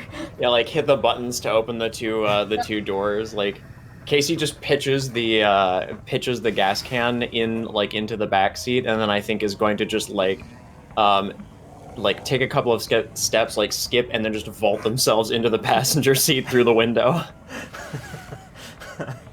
All I think right. Frankie realizes he still has like this like pot, this pan in his hand, and it's just gonna like throw it behind him towards the zombies. Just because I want you to make another fight roll, just because it's Come funny. on. You got this. Okay, gotcha. All right. 12. You just like huck this pan at one of the zombies that's coming closer, and it sort Wow. of fully just like it just goes like that, like visceral impact down, like it just goes down. Oh, I did not expect that. I did not expect that. Just gonna run in. Amazing. Yeah. As you just like hop into the van, the last of you inside now. Kit, you sort of struggle a little bit at the end, yeah, I but like you stumble in. Yeah, but you stumble in, but you manage to get into the van no problem. And with that, Maisel, you just sort of take off, sort of doing a circuit, and then exiting the trailer park the same way. Turning you the came in. music off. Yeah. I hate being the getaway driver. I've done it too, but this is not. I mean, you're developing a real talent for it, and Casey will go halfway to hold up like a fist bump, and then like. And yeah, I'm not like it's. Maisel's fully just focused on the Yeah, road like at this Maisel like moment. white knuckling the the steering It is wheel. not like paying attention to that, but it's definitely the like it's definitely like I'm not ignoring you, but like yeah, it's like Yeah, Casey like right, okay, yeah, right, okay. I am eyes on the prize. Mm-hmm. Okay, so that didn't go as planned. Residential neighborhoods suck. I don't want to walk. I'm sorry. No. No, Hey, it's look, all it's good. not your fault. The zombies are everywhere. It's not your fault. I mean, we got gas out of it, so take anything at this point. Yeah. Thanks for helping. Yeah. I mean, I'm glad your mom made it out. She I did. hope so. Yeah, I mean, it was just some rando in there. There was a note, but she didn't finish it, so I don't know. Could have gone either way, you know? Can I make would it be like a brains roll to see if I saw any avenue through which somebody had probably escaped the house? I could see that. That makes sense to me. Go ahead and give me a brains roll. I think on this one you probably just need. I think you probably need like a. I think you probably just need a 10 on this one. Okay. Well, I'm terrible at fighting zombies, but that's a 19. Casey Ooh. is apparently very. I mean, Casey's a conspiracy, like a Yeah. conspiracy theorist. Like they have that weird little eye for detail. So interesting. Okay, so by the description of this degree of success, I can't give you a lot of like related additional success, but I can give you some unrelated. But I will also tell you what like so as Casey, as you're like thinking through this, like you saw the note, you saw that it sort of cut off. It was hastily scribbled and cut off suddenly. There was a rando, as you said, in the trailer, and you can basically what is very clear to you is what happened, which is that in the middle of a hasty exit, Kit's mom was sort of attacked by one of these things, and judging from the lack of any kind of like blood or any kind of whatever, it seems like Kit's mom managed to like escape trapping this thing in the trailer. That said, you also did notice something that Kit didn't notice, which would have been sort of like like one of the evacuation notices that you remember seeing. Just sort of, it was like sort of a military issued evacuation notice, and suddenly something that you saw clicks in your brain, and you realize what it was that you saw the other like last night. What you saw was a distress flare.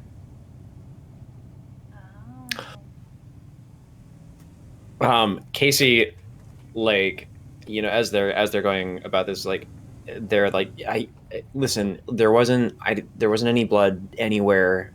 You know, you had to open the door was locked, right? I guarantee you. What happened is your mom just locked that thing in the bed. Like it came in the middle of her trying to get out. She locked it in the bedroom and then she got out. There wasn't basically no signs of a struggle. Thanks. Yeah, yeah. She's probably wherever everyone else is. Yeah. Right where... Wait, shit. What we saw last night. I mean... Sorry,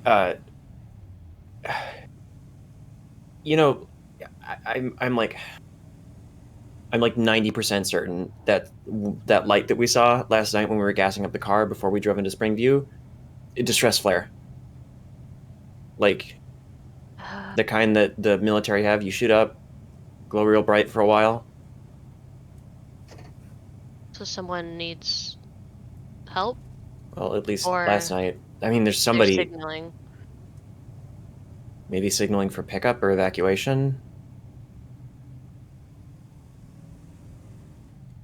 We would have been too far for Casey to tell what part of town it was in, right? Yeah, like you probably wouldn't have even been able to see Springview. I mean, if there had been power to Springview, you would have been able to see it in the distance, probably. Would have been able to see the light, but there's light not. of but there was no. So you really all you saw was like the flare, and only because of how high up it went, probably. Mm-hmm. Yeah. So yeah. Which might mean that there's still some people in the town, either other people like us who need help, or maybe some folks who haven't been evac'd yet who are waiting for evac.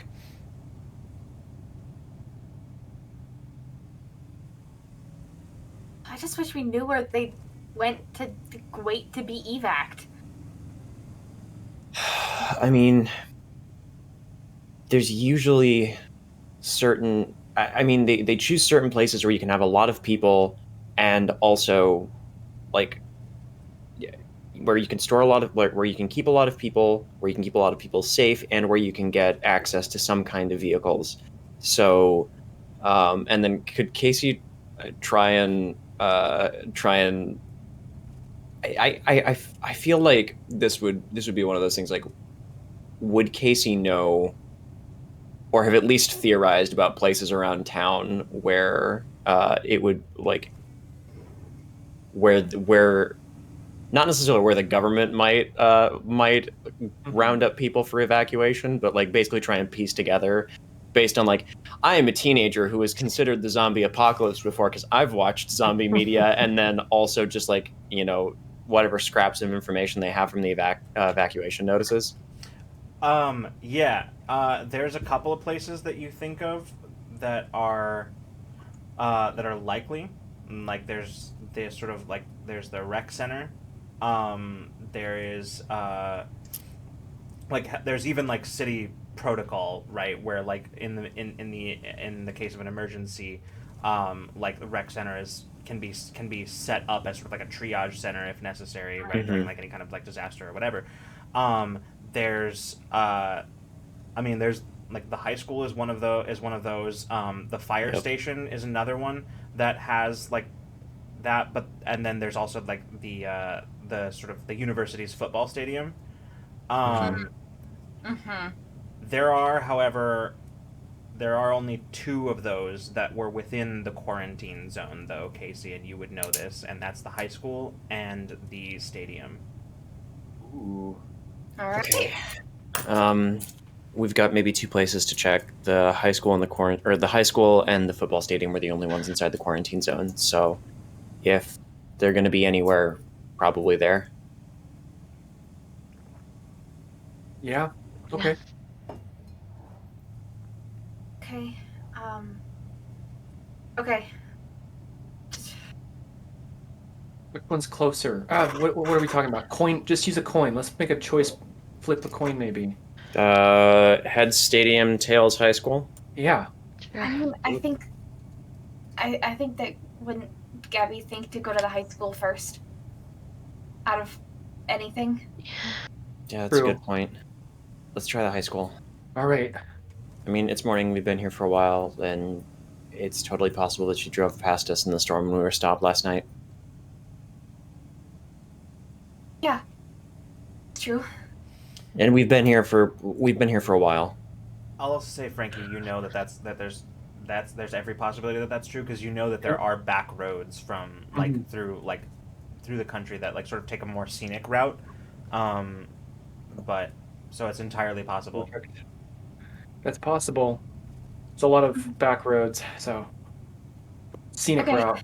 Let's go. Yeah. Okay. Let's go. All right, I'm driving. Okay. Are you still good to drive? Yeah. All right. You will. I will say at this point, Maisel, you do note that while you do have gas now, you haven't put it in the vehicle. So like, you do see that you hear that like the boom, boom as you look down, and you can see like the low gas thing. How far away are we from the high school? From the high school, you're actually much closer to the high school than you are to the stadium. So like, it's probably maybe like a 5-minute drive. Great. Maisel's gonna be like, whatever. We'll fill it up when we get there. Yeah. Oh, my car. Whatever. Okay. Yeah, you navigate the city streets of Springview. Although here, you sort of have home court advantage as you sort of like know some of these routes. Whenever you find one that is blocked off either by traffic or by barricades, you manage to find a way around. Before too long, however, you do see sort of, you keep, as kind of trying to make turns towards the high school, you do see places where you keep coming into basically sort of like well-built barricade walls. And Casey, you recognize the outer edge of the quarantine zone. You also would know that as far as Casey goes, Casey passed through no problem. in a place that was sort of out of the way. A vehicle, on the other hand, would have to go to like one of the designated like entry points, which I think Casey would know where those are easily. So Yeah. All right. Casey would have pun unintentional cased the joint. Good. You before too long with Casey's help and direction, you are able to direct towards towards one of the sort of entry points to the quarantine zone. As you pull up on the quarantine zone entrance, you find it fully deserted. Casey, the last time you saw it, there were armed people sort of patrolling on sort of a scaffold watchtower type thing.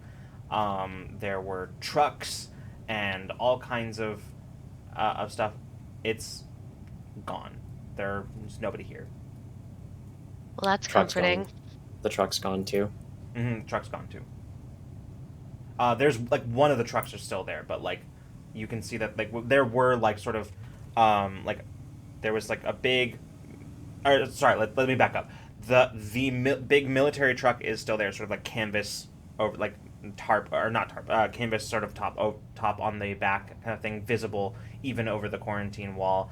But there were and that's what you can still see is there. But there were also like a series of like of Hummers that were sort of like stationed nearby that sort of kept watch on the outside and on the inside, and you don't, at least on the outside, you don't see any signs of them. Well, the big covered truck is still here, but all of the other vehicles that they had, at least as far as I can see, are gone. So maybe they got everybody out, or maybe they got at least some people out. I hope so. We can check at least. Yeah. We can get in easy.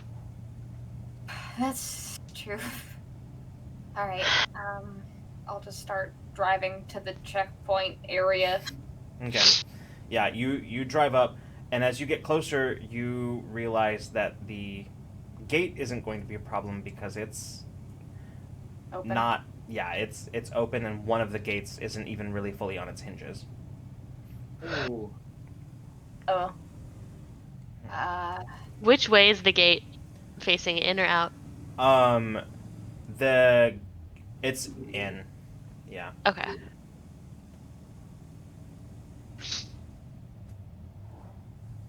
Okay. Does it, and this could be a brains roll or not, does it look like the gate was hit by a single large impact, or does it look like it just was sort of slowly pushed through by a crowd? Yeah, go ahead and give me a brains roll. I think you probably only need an 8 on this. That's a 12. Okay. Casey has a D20 brains, and Yeah. so I am trying to do my best to corkboard together everything here. Yeah, as you drive up, sorry, one second. As you drive up, you look around, and like the thing that is very obvious, first and foremost, is that there are dozens and dozens of corpses of zombies, just sort of all over the place. They were sort of difficult to see from a distance as there was all the smaller barricades and stuff like that, and just sort of general debris. But as you are now like right there in front of the gate, you know exactly what you're looking at. The gate itself does look like it was. It doesn't look like it was forced open. It does, however, look like obviously it's taken some damage. If anything, it kind of looks like the gate was in the process of being closed. Like it never got closed. So looking at this whole thing, you're looking that basically they were trying to get somebody inside and they just didn't manage it. Or they did, but they didn't manage to close the gates behind them. Yeah, I think Casey will just kind of like take that in and be like, well, on the bright side, you know, there wasn't like a giant hulking zombie that smashed the gates in or anything. I mean, I don't think so anyway. It's not like they're knocked off their hinges. It's just like, you know, it looks like they just didn't get them closed in time. Giant zombies were an option. I mean, there's a lich running around out there, or like a clown in a talking zombie clown. So anything's fair game at this point. Beetlejuice.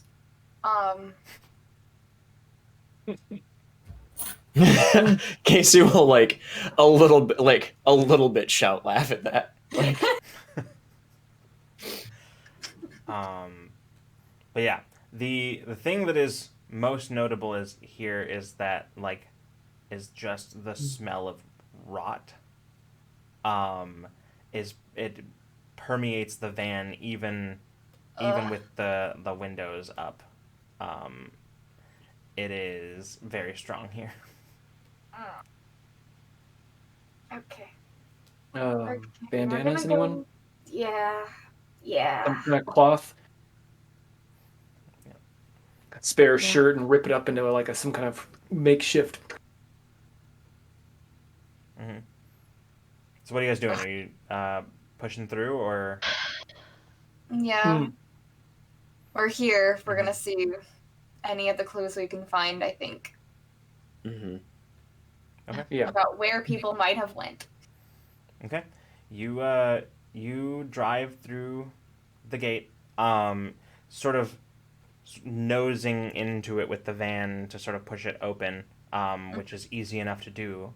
The one that it was sort of like still just kind of hanging off of one hinge, just like as you push it, it just collapses off of the other hinge and just falls.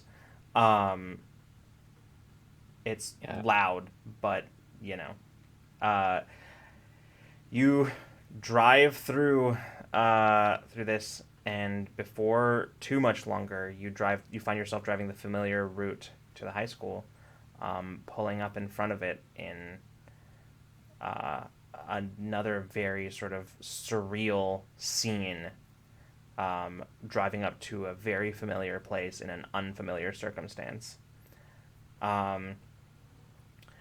You see that there are more sort of like barricades that were put up around the school itself, sort of at around sort of, I mean, the school already had sort of like low brick walls, kind of around the perimeter, which it looks like they were just sort of built up on, very sort of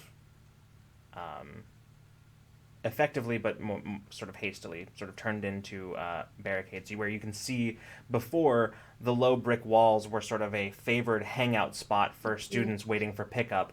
Now that would be a little difficult, as you can see there's like been razor wire that has sort of been like erected on top of those brick walls and stuff like that. There's sort of those like I forget what they're called, but they're like sort of barricades, sort of like that are kind of like across like of various like pieces of metal that have just sort of been like dragged into the across some of the entryways.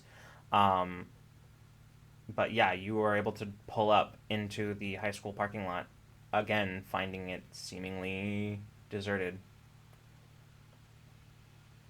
Bet you guys didn't think you'd be back. Yeah, not like that. Or this soon, you know? Yeah. Yeah. Reunion's a little early.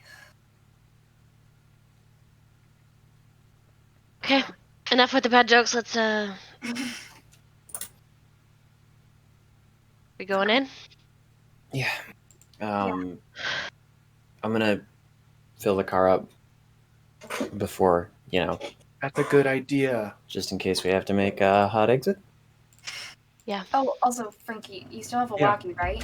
Hey, you read my mind. Here, take this one, and if we get separated, then each of us has a walkie. Okay. I mean, school's pretty big. What? Do we just pair off again, take a look around? Mm-hmm. Yeah. Good way to do it. Just before that, I'm just going to go through any of the radio channels just to see, now that we're in the city, if there is any talk on any of the other radio channels. Okay. You start clicking through radio channels, just sort of like listening. Sorry, real quick, just recap for me. What are y'all doing first? What are you doing? While Maisel's doing that, Casey's grabbing the gas can and filling, like putting whatever was in there into the tank of the car, so the Gotcha. van has some gas in case we have to leave in a hurry. Okay. Yeah. No. Perfect. So yeah, Maisel, as you're sort of clicking through, after a while, you just sort of fall into a rhythm of like click, listen, click, listen, click, listen, and you do it, and you click, and you hear a voice, and click, and then you're like, wait, and you go back, and you hear just sort of, Nit Shaw, I repeat, I need evac. Not sure if anybody's around or even listening. There's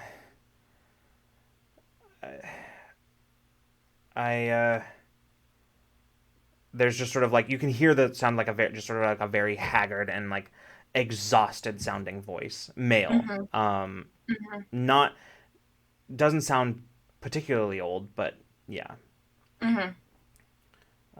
Says, repeat. This is the. Oh, what the hell? Don't even know why I'm doing this.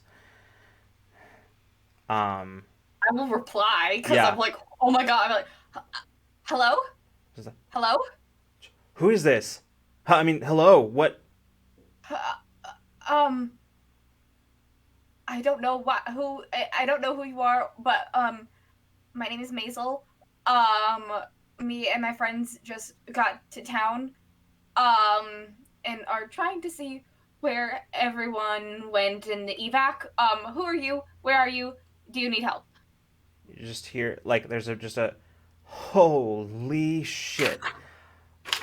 Wow, I can't believe that there's still civvies walking around. Okay, sorry. Name's Lieutenant Justin Shaw. I'm one of the evac pilots. I'm sort of in a bad spot. I'm at the high school right now. I've got some. I held up in here, came looking for medical supplies. I was injured. Not from contact with the dead. Just had sort of a not so great landing. Anyone else with you? Military personnel? No, just me and my 3 other friends. We were out on a camping trip in the middle of nowhere and came back to the zombie apocalypse. Shit. So, high school. Okay, we're legitimately right outside. We'll be right in. Excited to see another living person. Yeah. I think this is the nurse's office. It's hard to tell. Looks pretty cleaned out, but yeah. I don't think there's any inside. I did as soon as I got in, I did as thorough a search as I could. I don't think any are inside, so I think it should be relatively safe in here. But just keep an eye out, heads on a swivel. Always. Be right in, Lieutenant Shaw. And I'll just go outside of the van like, guys. Casey's like, what? I got someone on the radio. They're inside the high school. Like, And a military personnel is inside the high school. In the nurse's office right now. Okay. I mean, shit. Okay, like Casey will put the gas cap back on and put the empty gas can inside the car. Okay. They're injured. I assume this is the person that did the flare. They said they like crashed. So. Ooh. Okay. Let's go. Frankie will grab. I don't know. It's gonna have a little backpack, and it's just gonna grab some first aid items, just in case. I mean, yeah, let's grab whatever we need, but someone that's alive. That's Yeah. nice change of pace. This will be the first alive person we've seen since the fucking stupid ranger. There's Well, the guy in the people in the store. Yeah. Oh, the guys that had guns. Right, I blocked them Yeah. out because they were threats. Yeah, me too. Yeah. Same. Yeah, I forgot about them. They were threats. Cool. That sounds helpful though, so Yeah. Okay. we should All right, y'all walk up and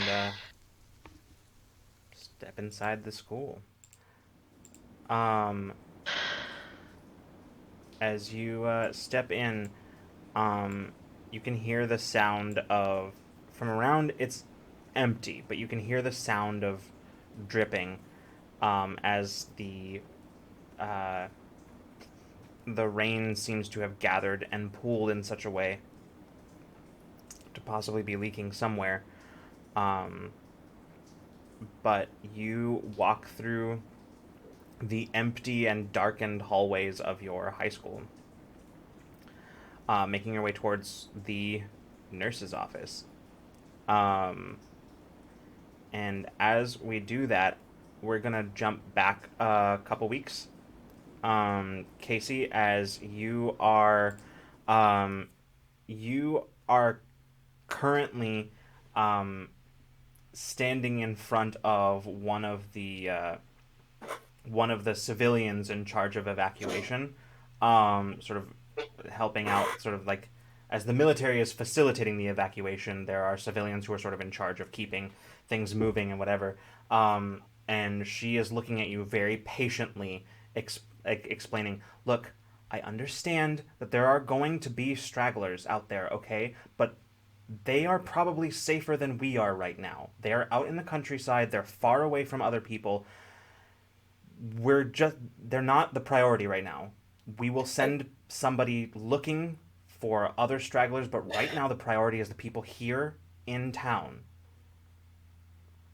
What do you mean they're not? What do you mean they're not the priority? They're my friends. I know exactly where they are. I have their latitude. I have their longitude. Like somebody could go get them. Somebody you see here, somebody steps forward, and you see like a sort of uniformed individual steps up, sort of like an older sort of grizzled black man, sort of like salt and pepper beard. As he sort of steps up, he says, look, listen, it's a matter of resources, okay? He says, we just can't spare the choppers. He says, and getting up there, he says, I know the area well. Used to go camping when I was younger up that way with my son. But I need you to understand that getting up there is going to require choppers, okay? To get a good evac, and we just can't spare them right now. You see what's going on around here? No, look. You see what's going on around here? This is what's happening all across the country, all across the state. Okay? We need every single chopper we've got to get some of these people out of here. Everywhere. Your friends, says, trust me when I say that they are doing better where they are. They are safer there. Okay? As soon as we get these people here to safety, we will go looking for others. Right now, I need you, she needs you, to stay calm and wait for your turn at the evacuation, okay? Can you handle that? Yeah, I can handle that. All right. It says next group. Justin, and you see as he walks away. You Casey, as you sort of like walk away from sort of the situation. How are you feeling in this moment? What's going through Casey's head? Seething, but there's something else that is running. But like there's seething, obviously, that like they're like to Casey's eye and understanding leaving their friends, like they're not helping when they could be. And like Casey on the one hand sort of gets that, but I think there's also a little bit of desperation in there because Casey feels like she should be there too for a lot of reasons. Not just because, you know, they want to make sure that their friends are okay, but they should have been there in the first place.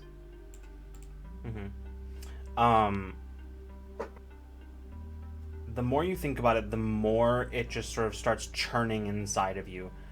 And they're like pacing, yeah, like by the little cot that they have set up somewhere. And as this is sort of going through your mind, Casey, eventually this sort of desperation begins to... it cracks a little bit as you start sort of running. You find yourself sort of running through mentally sort of like your observations of the quarantine zone. And you realize they don't really care about anybody going out. They're more concerned about things getting in.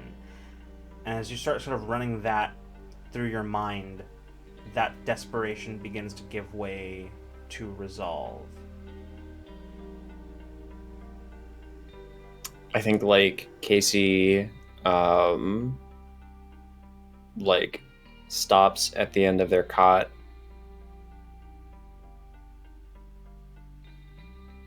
and there's like maybe a good 20 or 30 seconds where they just stand uncharacteristically perfectly still as like all of this, like the calculations are just running through their head, and then they pick up their backpack, like sling it over their shoulder, and they basically just walk straight out of here, acting like perfectly confident. They stop, waiting for the appropriate people to be distracted, and then we'll just walk out a door, like a side door to the high school. They know this place. They've been here the last 4 years of their life, and they do their best to slip out across town. We'll cut to a little while later as you are now outside of the quarantine zone. You have walked through quite a lot of Springview, avoiding the dead, the sort of roving bands of the dead where you see them.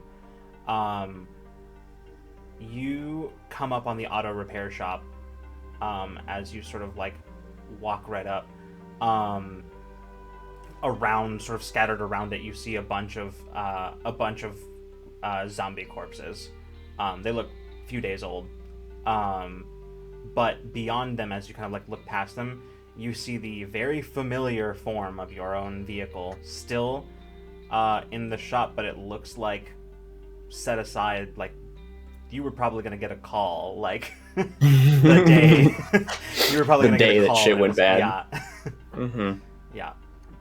Yeah. I think, you know, of course, like their keys would be inside, hanging on that like pegboard rack that's behind every mechanic's like main desk, where that's it, like their keys hanging in there. And so I think like they would check to make sure there aren't any dead standing in the office, and then I think they would just march right in and grab their keys. Okay. Yeah. You do so, and before too long you find yourself on the road, on the highway. And you hear sort of all over the sound of your sort of radio scanner, you do hear the sounds of like as like you're sort of a little ways outside of the city when it sort of begins to sort of settle in the decision that you've made, and doubt starts to creep back in. But as it does, Casey, you hear that we've got contacts north side.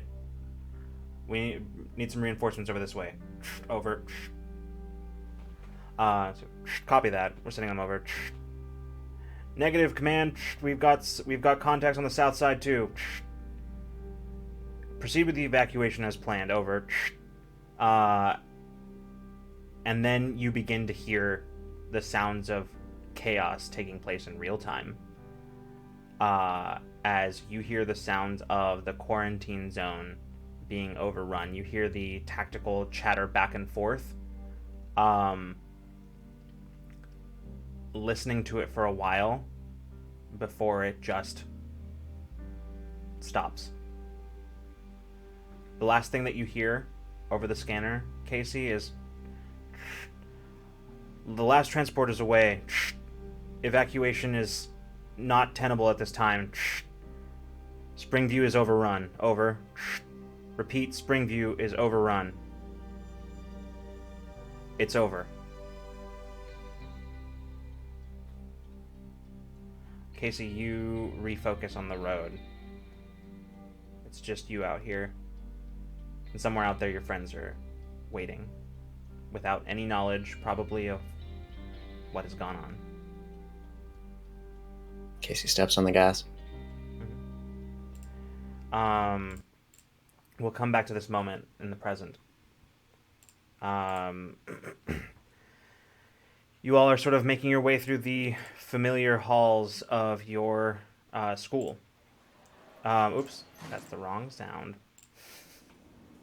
Familiar halls of your school towards the nurse's office. And as you get closer, you get to the door and you open it, and inside, as you do, immediately you can see the barrel of a rifle, a military rifle pointed at you. And you just, oh shit. Whew. The rifle barrel lowers, and you can see sort of like in a chair with like a sort of like splint, like a home, sort of like a homemade, sort of self-made splint, and like sling. There is a man, probably only maybe a year or two older than you all at most. He is dressed in military uniform, in like a pilot's uniform, just sort of like holding, one-handed holding the rifle, as he's like holding his injured arm to his chest. He's probably, he's not standing at the moment, but you'd guess just from his height, probably stands about 6 feet tall. Dark black skin with just like the hint of like 5 o'clock shadow starting to come in.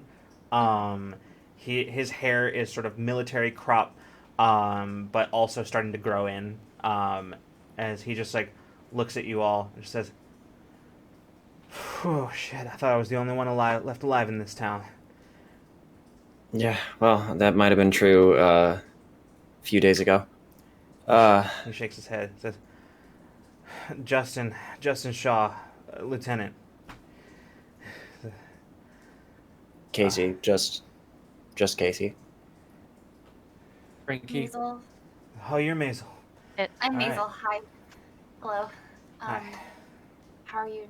Are you okay? Oh, I'm fine and dandy, actually. Thanks for asking. He says, Frankie. he looks over and says, somebody want to help me with this? I wasn't able to get it quite tight enough.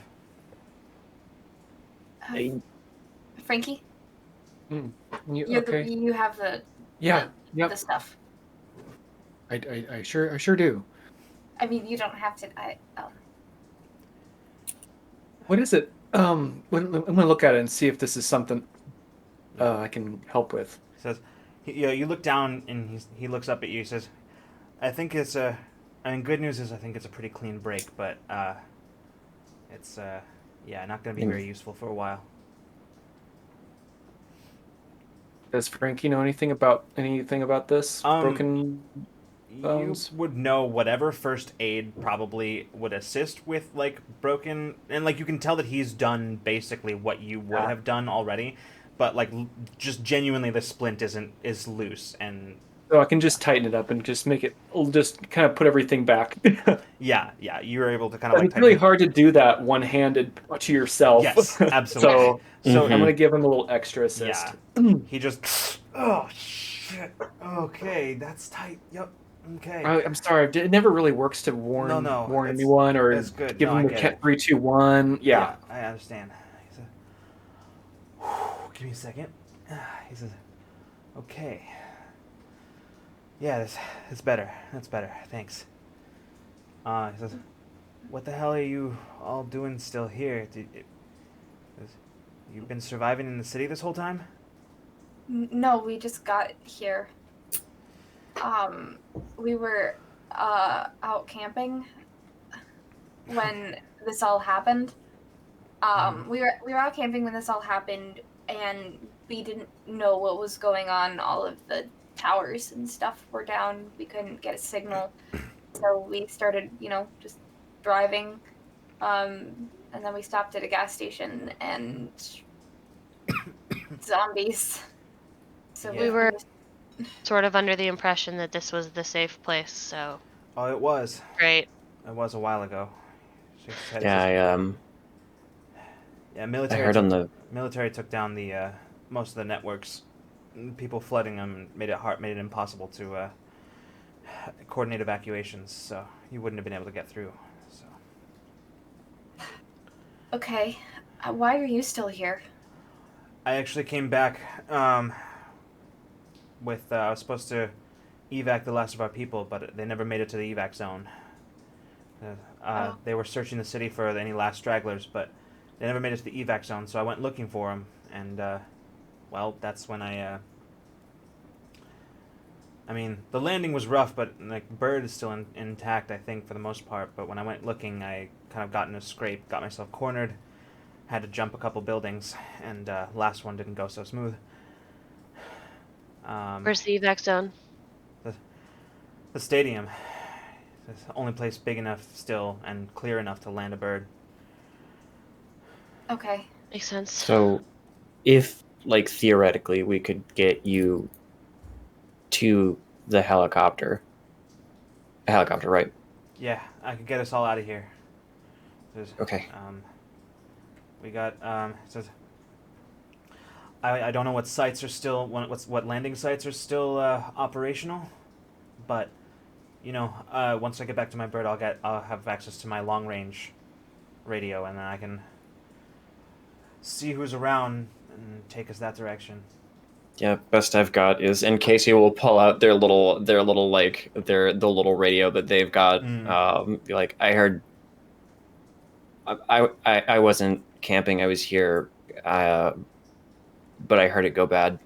I snuck out. He kind of frowns at you and says, "Shit, yeah, okay, no, I remember you. Yeah.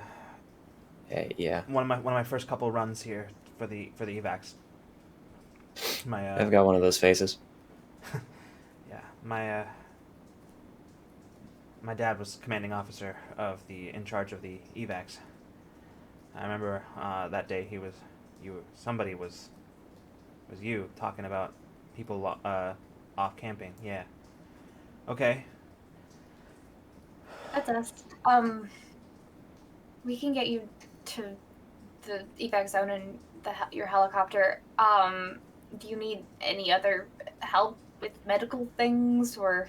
Not right now, that- but I'm not sure that it's the best time to go right now. I am definitely about to pass out here in a second. So, I think I'm just gonna do that real quick, and then we'll go from there. Okay. And you can see his eyes just sort of like flutter closed, and he just sort of is gone. Yeah. That's gonna be the way it is. Yep. I will go get a pillow from one of the nurse beds or whatever. Yeah. And A just blanket and just kind of. just tuck him in. Mm-hmm.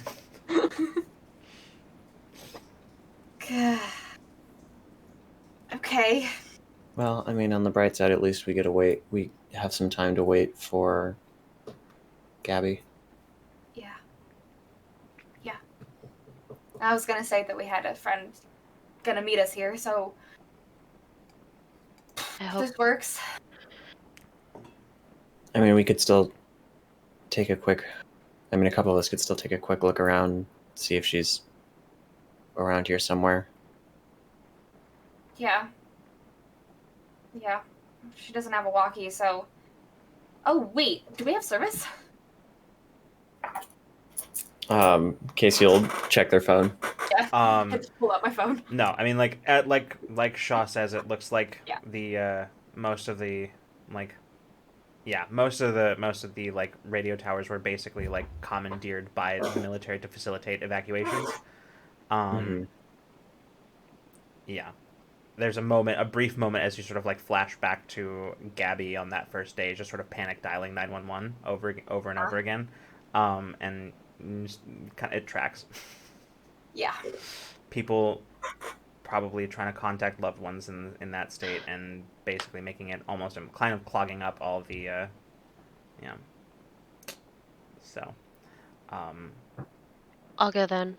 I'll go With look around. Just the school? yeah. Okay. I think one of us should stay with him just in case. At least. Yeah, I mean, maybe two of us, buddy system, right? Buddy system. Okay. Here, I'll... No, wait, Frankie's got a walkie. Never mind. Anything happens, let us know. What channel are you on? Well, I was on the one that he's on. What channel are you on, Frankie? Oh well, I was on the. No, I'm kidding. Let's just say channel. What's a cool group number for us? And we'll just make it that, like 5 or something. Yeah, 5. channel Cool. Channel 5. There's 5 of us with Shaw, so channel 5. Yeah. With Gabby. Mm-hmm. okay, I go to channel 5. okay, sounds good. So Kit and Frankie going out to Yeah. Yep. search. Okay, cool. So the two of you step back out into the It hallway. went so well last time. Yep. Let's try it again. The two of you step out into the hallway and sort of start making sure that that Shaw's assessment is correct. Now that you see him, you're not sure exactly how good of a state he was in to properly search the school, but so probably a fair thing to do. Leaving sort of Maisel and Casey alone with the unconscious pilot.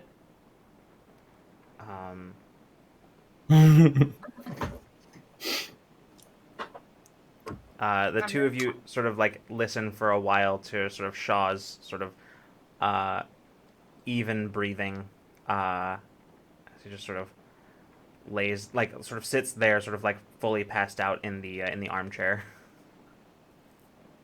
I do not get how people just fall asleep like that. Like how do you do that? Do you want a silly answer or a fun, or a real answer? Hit me with your best shot. Well, he's in a lot of pain, so it's probably his body and brain being like, okay, so you don't consciously have to deal with that. We're just gonna like make you pass out from the pain so that you can heal. No, give me the fun one. I started thinking about science.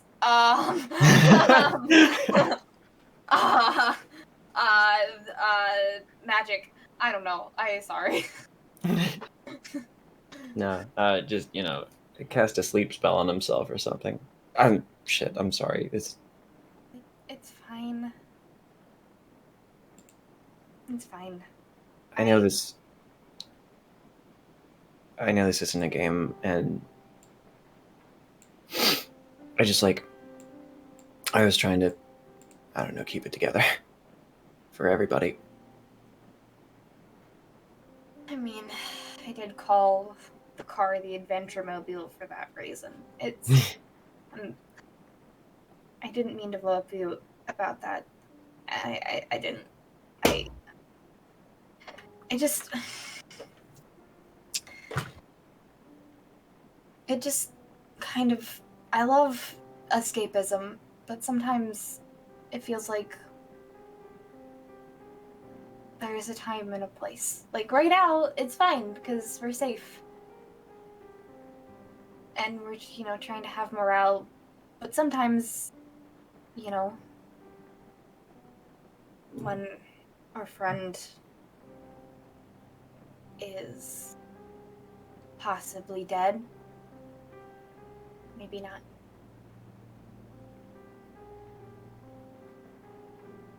I don't know. There should be a balance. I don't have the answer. I'm just... No, listen, I know you were mad and stuff. But you were also kind of right. Like,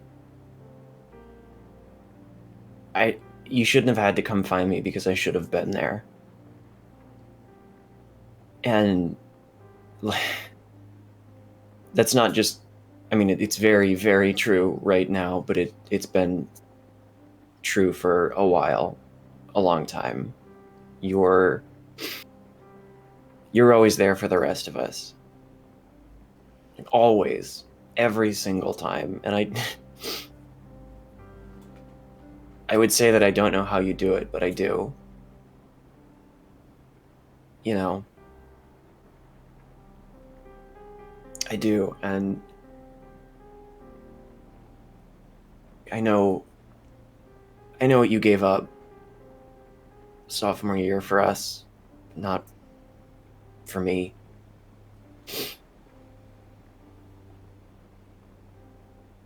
And I just, I thought that if I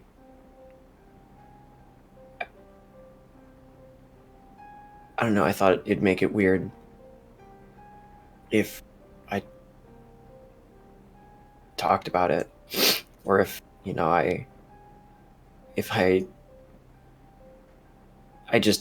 guess I wanted to make it worth it, and yeah, I wanted to do it too. Like, I wanted to have that club and have it be a place for all of us to be, but it was that much more important because I knew that you'd made that choice.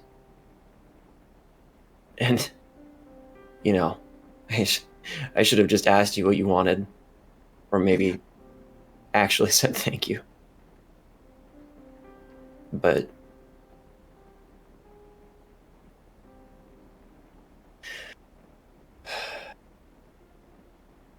I wanted all of you to be okay when I was stuck here in the quarantine zone. But I think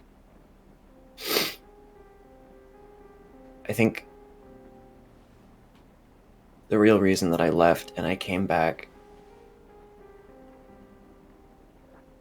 was because I didn't want the last thing that maybe ever I would do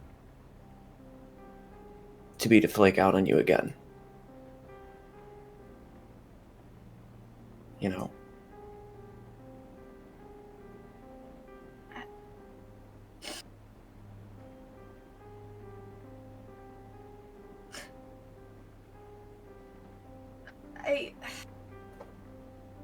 I mean, thank you, I guess.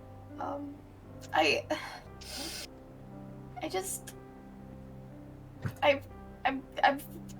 very, very glad that you came back. I don't know. You make it hard to be mad at you, but I'm going to try. Get it out. I think I deserve it.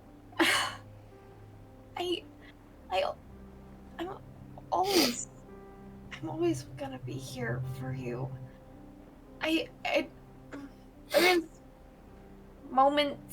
There's been moments in the past where I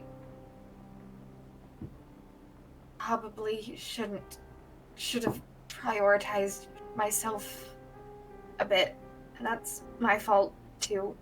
I didn't say anything. I didn't tell you. I didn't even know that you knew that I told everyone that I just didn't make it.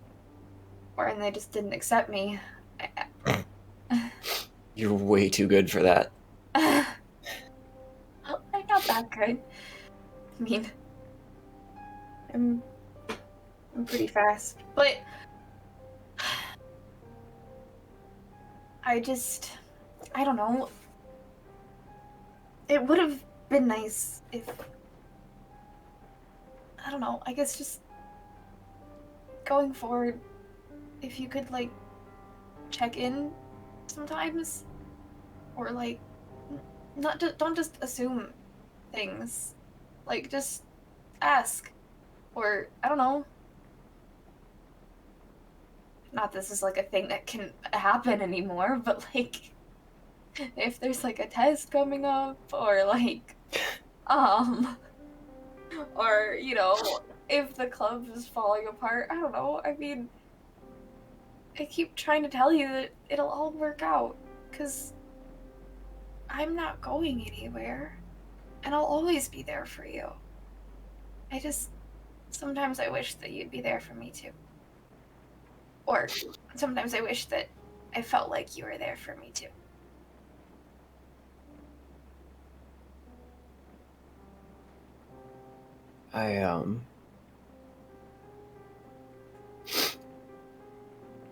Yeah. I just... I always want to be. And I always will be. As much as anybody can promise that right now. And It's hard to make promises when you could die tomorrow. yeah, I was gonna surprise you with this when I showed up, you know, partway through the week. But and I would like to spend 2 adversity tokens to use my prepared feature to have a item that would have been commonplace when Casey acquired it. Which I think Casey will reach into their backpack and pull out a ticket and hand it to Maisel. And it is a ticket for a dance masterclass at the university the week after their camping trip.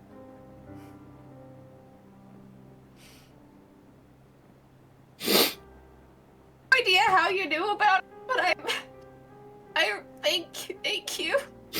I do pay attention sometimes. You know, to non-D&D things.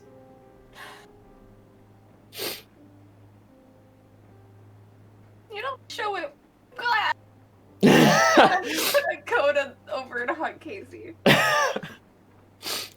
Yeah, I think Casey returns the hug and the like. And yeah, as the two of you embrace, you just sort of stand there, holding each other, and just sort of in this kind of empty room in the school, feeling and sort of expressing sort of through this hug all of the things that there just aren't any words for right now. We will cut from there.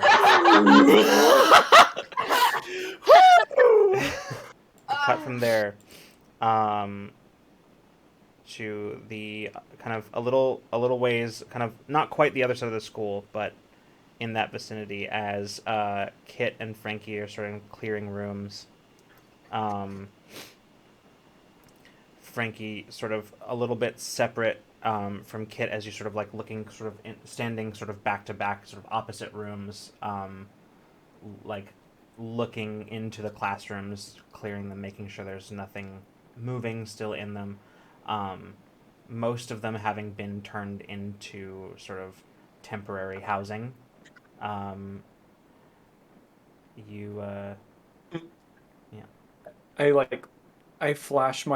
I blink my light. The red on there's like a red version Mhm. on the that indicates that it's clear over here, so you can come this way. That we probably discussed. I roll my eyes and walk over. Sounds good too. It's pretty empty. I should see if maybe see if the D&D our D&D room is good.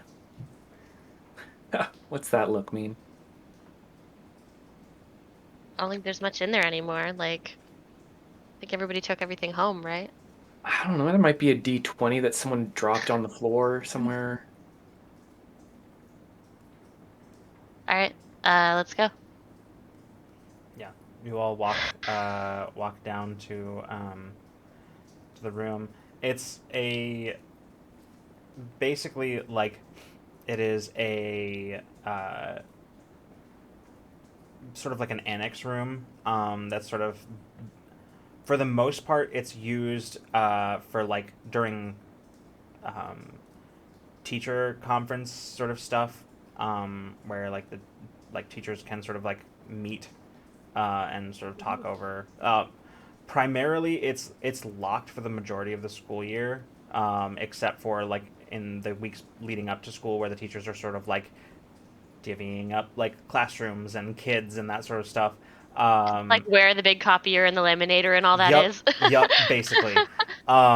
And then the rest of the rest of the year, it's either locked or it's sort of during school hours, or it's used as like uh, extra space if there's any need for like any of the like classrooms didn't have like extra workspace or stuff like that. Um, but yeah, you step inside and are sort of surprised to find that it's largely unchanged, which kind of makes sense because it's one of those rooms that's like not quite big enough to be used for like housing or anything like that, for like temporary rooms or things like that, but it's also, yeah, it's just sort of an awkward size for any of that. But you step in, um, and you start looking around. um, the interesting thing is, as you're looking around, Frankie, you you I'm gonna say you actually do find a D20. Amazing. It's sort of a sort of mottled red and gray, um, sort of resin mix. The numbers on it are, well, were probably gold at one point, but are like largely faded. Um, a die that is well worn and well used. Whose is it? Do I know? Um, you're not sure. I found one. D20, that is. I'll walk over and look at it. Of course you did. I don't know whose it is, but I mean, that's kind of cool.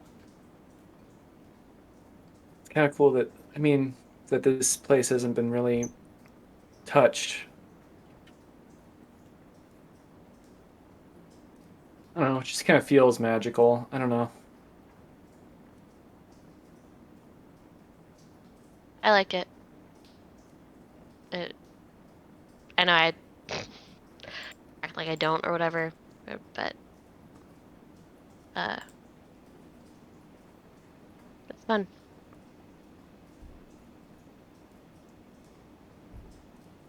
I hope that we can Oh, play again sometime. But yeah, there's a lot going on. thanks for making me join. Yeah, of course. I knew you'd like it. I knew you needed to not always be home. I get that.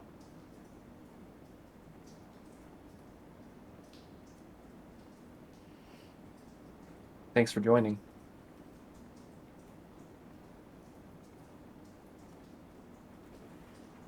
This is gonna sound like super lame, but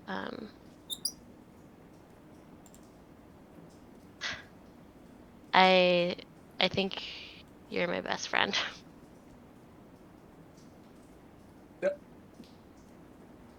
That's not lame. That's really cool. That was a lame response, though. I'm sorry. Hug. I'm gonna give you a big hug.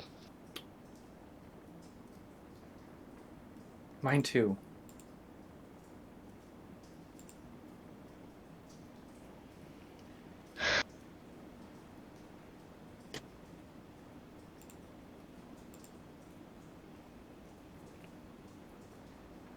So, this room's clear. This room is clear. Let's Oh, you know what I've really wanted to do? I've always wanted to walk through the hallways of the school and drink something that they wouldn't want us to. I mean, there's no point. There's no really a thrill to it, but it'd still be fun. I'll pull out a couple more little bottles. Let's go. I don't know. Make sure that Lieutenant Shaw didn't miss another room or something. And yeah. Cheers. Friendship.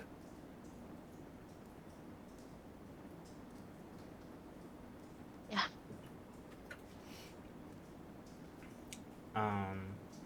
Yeah. Sorry, Alison. What were you saying? No, nothing. Oh, okay. She just unscrews the cap and just drinks. You cleaned your knife, right? I saw it go in the skull. You should Did probably I get clean it back? I think so. Okay. I think so. Yeah. With that, you kind of turn and sort of following Frankie out of the room, turn to go and search the rest of the school. And as you head out into the dark hallway, so the darkened school hallway, that I think is where we're going to leave it.